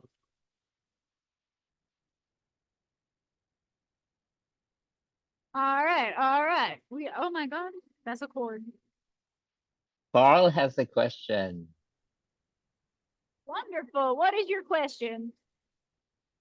I'm asking him to unmute again. There we go. All right. You can hear me now? We're going to Yep. demystify some of this for you guys. The rubber, if you want to put rubber in your tray, go to an auto parts store, buy an FTPE rubber. That's the only rubber that is oil resistant and won't dissolve in mineral oil. Okay. Also, on the right hand edge of the rubber, punch some holes in it with the hole punch so that you can still drain the oil out. Otherwise, you're just going to cake up oil and slush in it and mud. That's going to be a mess. Okay. Zeke knows how these Evercleans work. They're a centrifuge. It's a pressurized system. It draws oil out of the bottom of the saw, circulates it into a centrifuge. The heavy particulates fling out against a spinning drum. They stick to the walls. The clean oil is returned into the saw. That creates a circulation closing the circuit. Okay. They work very, very well as long as you clean out that can. So I have 3 saws that were John's. He never cleaned the cans, and the muck in those saws is terrible. I The wonder guy if it's who not his bag designed the procedure. Everclean. So now John had a question on he is binding when he cuts a rock and it gets towards the end of the cut. Which direction is his blade out? If you're standing at the controls of the saw, your blade will be to the left at the front if it's binding at the end of the cut. It will be to the right at the front if it's binding at the beginning of the cut. Also, if it's to the right, it will cut a circular pattern in your rock. It will not cut flat. So if you're binding at the end of your cut, your blade is swung to the left. In other words, the front bearing is pushed forward. So John has a procedure on his on the page where you buy the saws that shows how to align these blades very quickly, very easily. Align that blade before you damage the motor and the belt on the saw. Yeah, that's really good advice. Yeah. We, in fact, on that note, we just got a blade back. Customer was complaining that their saw wasn't cutting, the blade sucked, and they actually broke teeth off the precision blade. And they sent us the blade because like, we got to see this blade. Like, there's no way you broke segments off. And the blade is so dished, it looks like one of those little kid sleds that's just a round disc. It's, Oh yeah, the it's UFO so sled. dished you could use it as a bowl. That takes a lot of force. Like Yeah. I can't those center blades. I weigh like 135. I can stand on that when it's on a thing and I will not bend that.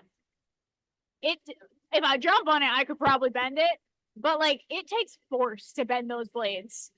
Now, and I'll tell you one thing that really helped me when you're aligning your blade. A lot of people will put the indicator on there and then run the vise back and forth, but that is only works if your blade's 100% flat. So what you do is you put the alignment tool on the front on your vise and you mark an X on the blade and you measure it at the front. Then you turn the blade 180 degrees so the X is on the back and move the vise and check it where the X is. The first time I did it, I was just running the indicator up and down the blade and I could never figure it out. Absolute nightmare. Mark it with an X, check it, then turn the blade, check the back with the indicator. And you're going to use that X as the same point you check each time, and that'll tell you how far out you are. If you don't do that, you're just going to be like, why can't I ever get it straight? Absolute nightmare. So if you're checking your blade, that's how you're going to check it. Awesome. Any other questions? If Carla has none, Kim has one. Would you use this procedure on any blade? Can you repeat that? Yeah, we already answered that. Oh, never mind. You all can right. use that technique on any diamond blade, but for thinner blades, I do prefer the peening hammer. And then Eric is asking, how much PSI pressure. Are you talking about for sharpening the blade? I think so, Eric.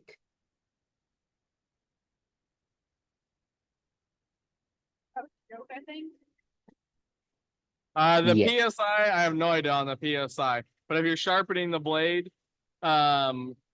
you're hitting not so hard that you're leaving dents in the blade, just hard enough to fracture the diamond. So test it a couple of times. It's not the end of the world if you leave a little nick in your blade. It's just going to cut not great the first time you use it again. But test it. You can feel the hardness. I don't know how hard it actually is, but all you're doing is hitting hard enough to shatter the diamond. You don't want to be leaving huge marks in your blade from sharpening it. And then Scott has a question. How often do you sharpen the diamond blades? So on these saws where I'm running them twice the normal speed and we're pushing hard rock through them all day, I'm sharpening them every once, maybe almost every day or every other day because we're using them so hard. If you're using your saw like a normal person and not going nuts on it, then maybe once every 20 to 50 hours, depending on what you're cutting, of cut time. So if you're cutting mookaite, then, few hours of cutting it, you get your 20 hours of cutting it, sharpen the blade. If you're cutting, a bunch of soft material, then maybe 50 hours. So it just depends on what you're cutting. Like you cutting Wonderstone, you're not going to need to sharpen it nearly as often as if you're cutting mookaite. Wonderstone. My enemy. Me and her are not friends right now. All right, well, let's go check the little saws. I bet they're done by now. My fave. I side eye her every time I lot her up. Gotta wear gloves. All right, let's go check the little saws. Well, we didn't start that one. Oh, I just popped my back out. That hurt. Let's see. I don't think this one's done yet, but we'll check it. Might be. Yeah, and I see this is one of them beginner mistakes right here.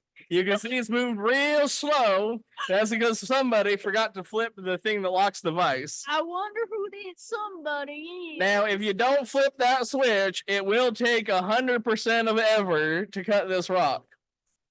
So, to your ha there. So make sure you flip your switch up. Now we can start that again. We'll chip back on this bad boy. We did not put anything in that saw. There you go. Put a little agate in that saw. I know what I want to put.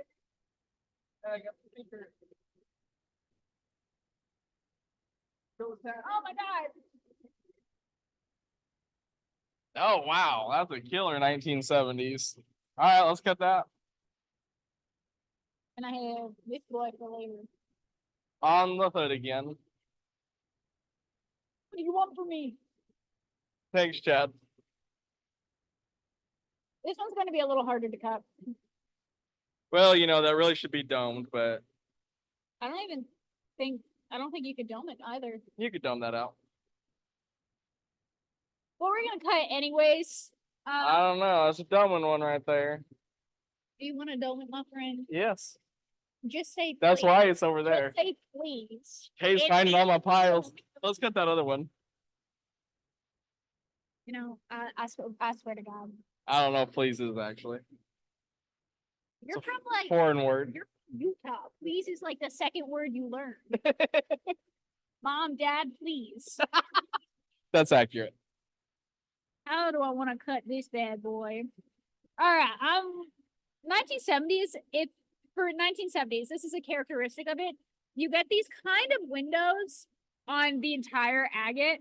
For 1970s, if you do end up cutting through this, it will not really impact the value of your rock unless they're really big, because that is a characteristic of the stone itself. If you look at a bunch of nodules, you'll see these little like blue veins. It is extremely hard to avoid them. And if you do end up cutting through a thin one, it's not going to tank the value of your stone because it's the nature of the rock. If you can avoid it. Yeah, if it's like a big area like this, do avoid it. I don't know what you're talking about, Edward. It takes all day of me harassing Tay to get this good at it. Good at what? Harassing you. Well, that sounds like the big rock just dropped. All right, let's set this up and then go check on the 24 because that big rock just dropped. Shall I cut it? I kind of want to cut it like that. All right, let's throw it in there. I like experimenting with different rocks. I don't always cut them on the same orientation. So I'm gonna actually cut this like this. Man, all the saws are dropping. I hear big rocks falling left and right. And there goes our light again. I can't actually see what I'm doing right now, so Hey, 1 second. come on, Buster. 1 second. I'll go find a light. I really hate Yeah. Do you think if we request them not to be put in the other warehouse, will we listen to you?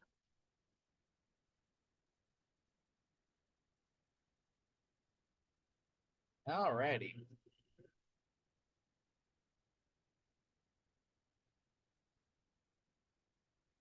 God bless. And it's really important to flip that switch to lock the vise in. What if I Don't wipe your oil on me.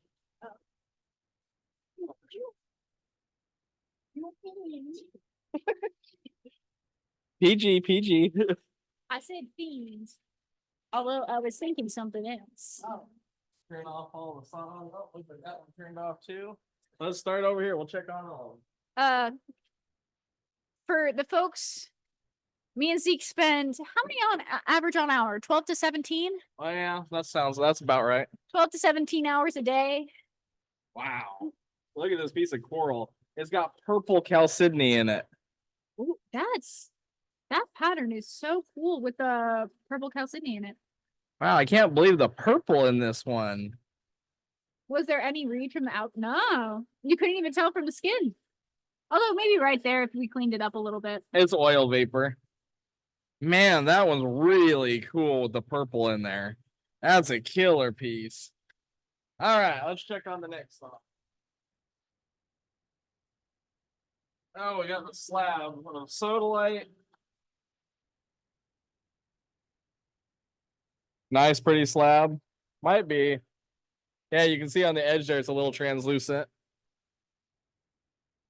All right, then we got a Labradorite.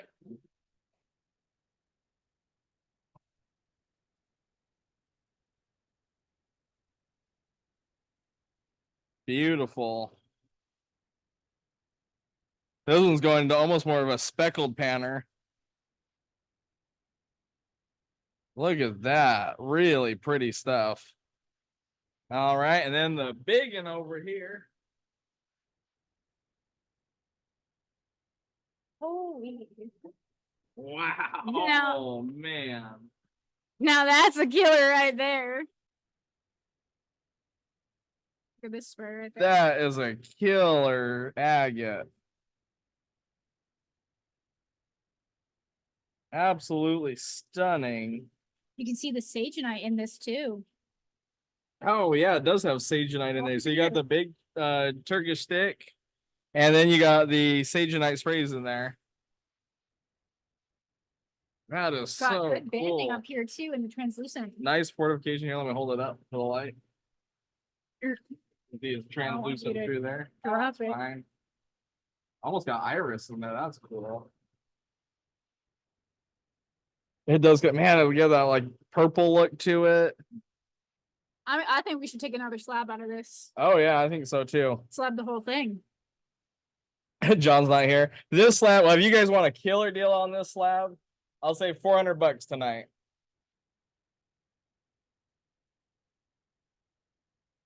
I know as a polished specimen, it's worth a heck of a lot more than that. That is a killer piece.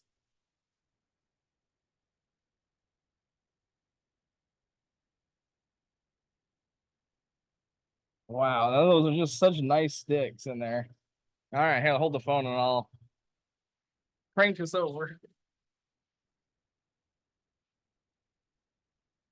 Sorry, I'm cleaning oil off my set. Oil me up, oil me off type deal. And we did get a little bit of a nub there, so I'm gonna add another maybe 2 wings. Oh, so cool.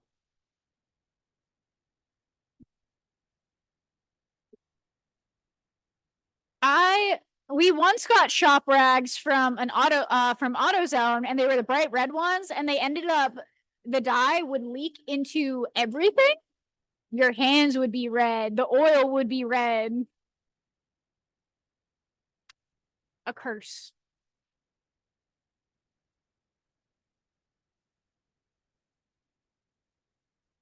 Yeah. That's awesome. Don't forget to lock in the vise. This one's locked in. Are you sure? Yes. I don't trust you. All right. All right, back to answering some questions. Hello, friends. We are back. All right. Well, what other questions you guys have, or what else you want to see? Or do you I have think we're questions getting for about us ready to wrap personally? up for the night. Anything you'd like to know?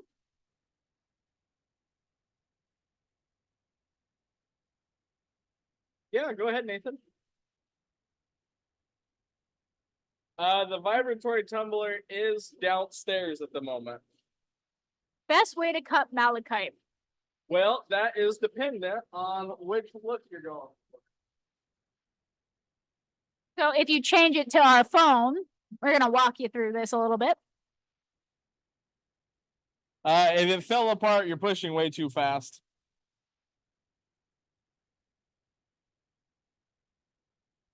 It is soft, so people tend to push it a little faster, but you need to go slow and be very delicate with it. It's very brittle. Switch this over to the other camera. All right, so you can see we got a nice chatoyant piece right here. Now this one, because it's so chatoyant, you could cut it parallel to this face and just get phenomenal chatoyancy out of that. Or you could cut it so you're running the blade through this way, parallel to that face, and get the rings with the eyes in it. You can see that super chatoyant on that face. Now this one, if you cut it this way, would probably split down that line right there, where you've got the separation of the two pieces growing together. But if you just took this and pushed it through a trim saw, you would be very likely to shatter it. On this one, if I was going to cut it, I'd put it either in the 12 or the 16. Put it in the 12. There's a rock in the 12. And put it in the 16. All right, let's put it in the 16 and cut it. We're gonna cut it for you.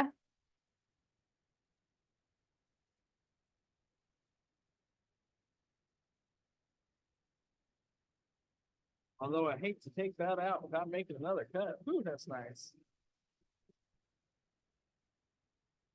That is really nice. I love the purple chalcedony in this piece. And look at that. Imagine the cab right there. We're gonna do a cab right there. I'm looking at this. Is this a Laguna right here? I don't think it is. That's a Argentinian banded plume. Oh. Really nice one. I was trying to look at the face. All right, so on this particular one, I like this face more. So we're gonna cut parallel to that.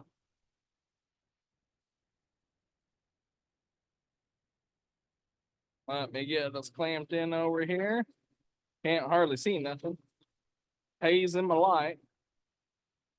Again, excuse me, please. Those are words in your vernacular, my friend. I didn't say to move. I just said you were there. It was implied. It was a statement. It was implied.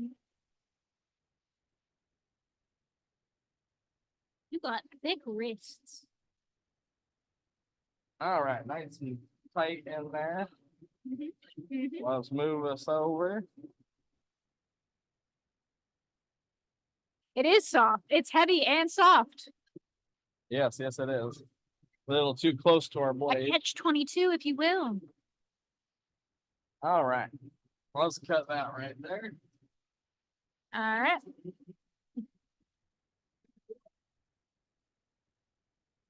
Is the word of the day. What is the word of the day? Well, I think we have a rule about the word. What is our rule? People are tired tonight. Who got it first? Linda Morgan got it. Congrats. Smack him. I smacked him like 3 times today. Malachite does not have arsenic in it. It has copper in it.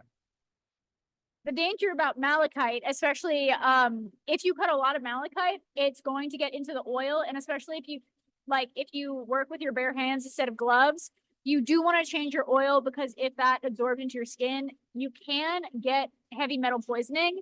It does take quite a bit of exposure, but it is something to be cautious about. Also, if you're going dry, like any other rock, silicosis, wear a mask if you're polishing dry, and be careful. Although malachite is soft, so you should always be doing it wet. Exactly. And yeah, EverClean's good. Clean out your oil, get it all that muck out of there, throw away your cans. I know someone who almost died from heavy metal poisoning. Shane, if I was polishing it, I would wear a mask, and I'd actually wear rubber gloves.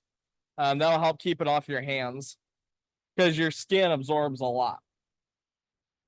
And on the Turkish stick agate, that massive slab, if we want that one, it'll be $400, Marvin. Which is a pretty good price for that, because I know we've sold smaller slabs for near that. If that was polished, it would probably be a $1,500 to $1,800 slab. Just on the 400, not 100, my friends. I wanted to say just on the, sorry, that light was blinking, it scared me. When it comes to safety, since we are selling the material right now, we have Indonesian bumblebee jasper. Same like with other hazardous materials, it has arsenic and mercury in it is arsenic and mercury, and it does like have this like mud texture. When working with it, preferably wear gloves, make sure to change your oil, be careful with it. It can be absorbed through your skin and it can harm you. So there's a little PSA of the days. Any other questions? I mean, we can do the other camera because that really does not show well. Is the ultrasonic drill in stock? That is a really good question. I know the amps are. And that is just a huge, beautiful slab. Nice fortification in it. Let me grab a tape measure. Measure. There's that Utah accent coming out. Measure. He says it's not an accent, but On this one, it is 11.5 inches by 6 3/4.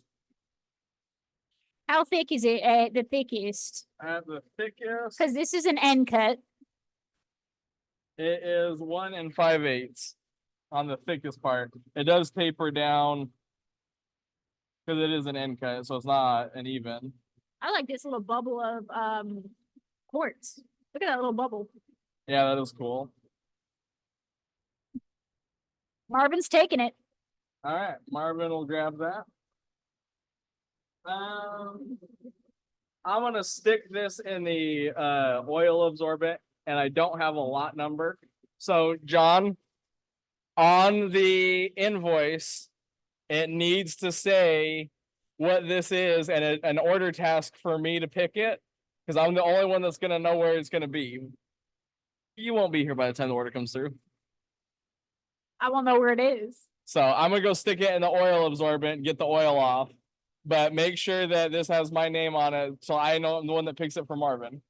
To answer your question, Mary, the bigger saws do cut slower than. I'm sorry, I'm shaking you around. Change it to me before I give them a headache. The bigger saws do cut slower than a slab, but than a trim saw. When you cut a trim saw, you're cutting as fast as you're pushing the rock through it. Where a slab saw feeds through at the speed of the gear, which I forget the exact calculation of it, but it is slower than a trim saw. I never did Linda's giveaway, by the way. That's on you, bestie. Me? What did I do it? You did the golden rule. That's right. Door one or door one? It did finish. We'll show that next. The big saws and the small saws run at the same RPM unless you change the belt because the bigger saws you have a 3 stage like belt and you can make it faster. But on the like standard setting, they all run the same RPM. All right, for Linda, we got lot 1092. A nice lot of the Idaho Sunset. This is the tumbling and cabbing size. Really good pieces in here. That one's got the patina on it, but we got the red coming through on that side. Oh, look at that piece. Now on this material, normally this is $37 a pound for these small pieces. Tonight we're doing a deal for you guys. We're doing it $25 for $25 a pound for 3 pounds. So it's $75 for 3 pounds. So you're basically getting a pound free with that deal. And we don't have very much of it. And now, you guys are here. Now's your chance to grab it because that's a killer deal on that stuff. And as you guys saw in the live sales, pretty much all of it is sold that we sold it is sold at the asking price. So that's killer deal. You're basically getting a pound free. And you can take as many of those deals as you'd like until it's gone. You are very welcome, Marvin. And Terry wants one of the deals. Yeah, good stuff, Terry. You'll like it. What were you gonna say? Nothing. I was head empty moment. All right. Well, let's go look at that light then. All right. Someday I'll get to my lukewarm coffee. It was iced. Now I think it's warmer than the temp of the room. This phone is so greasy. Oh, Lord. Yeah, look at that light. You can see that beautiful color, and I like how we got that quartz vein in there. That'll look really cool when it's cabbed. That is a nice piece. Yeah, it is. Very good color. We'll have to polish up a piece of this so you guys can see how beautiful this stuff is. Yeah. I love I think it got put away. We had a big old Thulite sphere. It's sold. It's gone. I lied. It got put away in I someone's think all collection. of them are gone. Well, shucks. Let's see. I think it's malachite.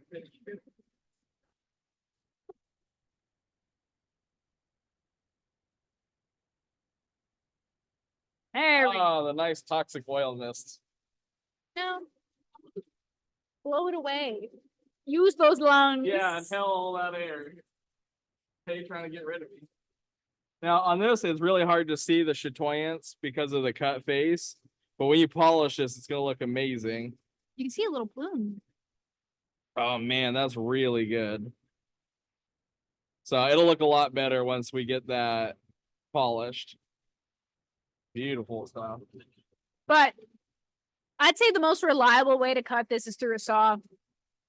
That's the most reliable way to cut any rock. I'm gonna put you in a saw. What Tay meant was a slab saw. Oh no, I made that drop saw right there. Break it in. I meant it's the most reliable way. And oh, look at you picking up the southern accent again. Apparently violence brings out the southern in Tay. It's better than me talking in a heavy Boston accent. I've been trying to get rid of that my whole life. Awesome. All right. Well, is there anything else you guys want to see? Any other questions? Yeah, it's beautiful stuff, Nathan. You'll like it. We'll see it. No. Yes.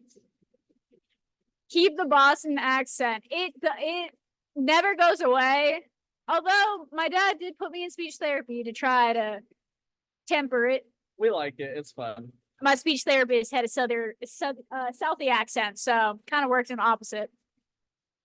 Traded a lisp for an accent. What can you do? Awesome. Awesome. I love Southern accents. If you cannot tell, I actually adore them. I love Southern accents and Australian accents.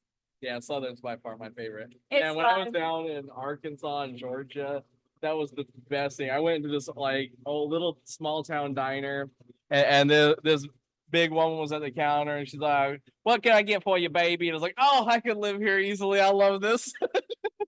So good. Or when they call you honey. I'm Oh, like, so good, sweetheart. Yeah, it was amazing. you go into a deli up here and they're like, what do you want? And you're like, Oh, Rhonda missed the reveal of the Idaho sunset. Let's show that again. this guy's running. Now the question is, where did I put it? You. Is it in there? Yeah, right there. Oh, here we go. Hit up the other camera. Where are you? Oh.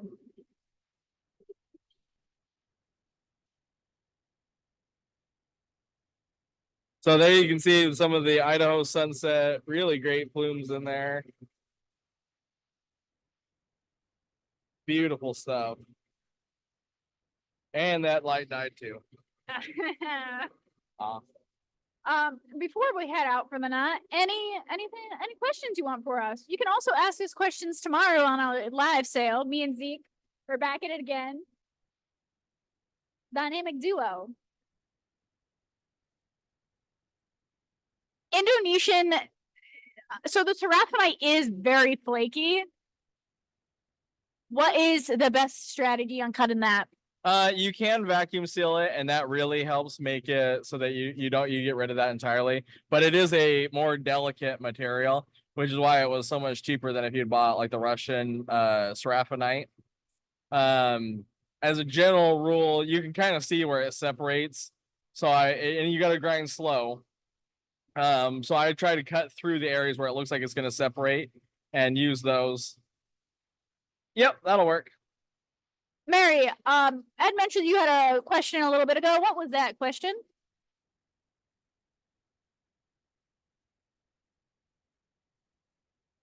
And if anyone else had about saws, what about the saws?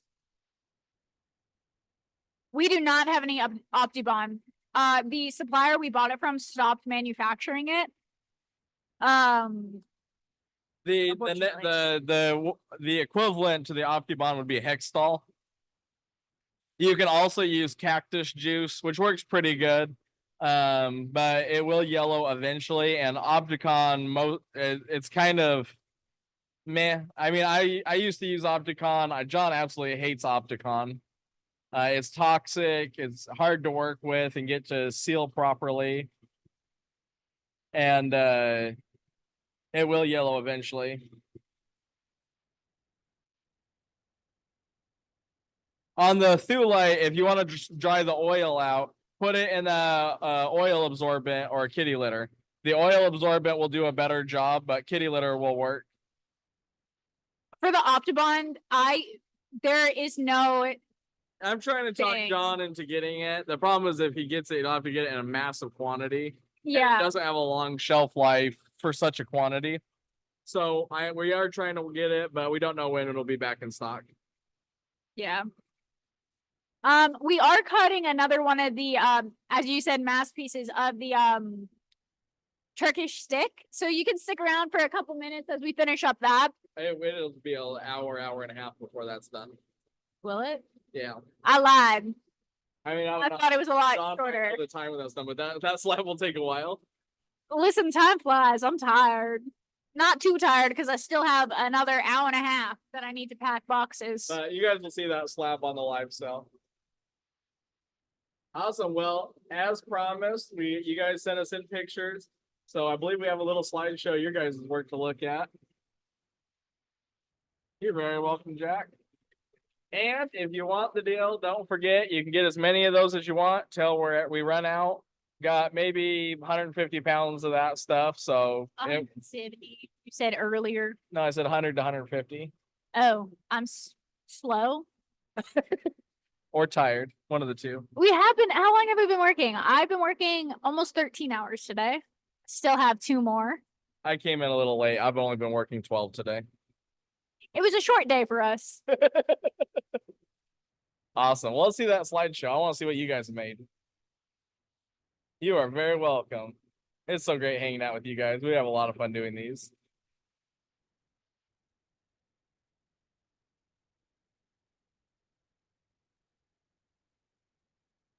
Some work from Kathy. Well, I like the Ooh, that looks chopstick like I get chopstick. right there. That pops, and then is that Laguna or Crazy Lace? That looks like Yeah, look, I think that's crazy. Look at the It almost color in looks like Java lace with the coloring. I don't know. It's really pretty, but I really like it. Beautiful work, Kathy.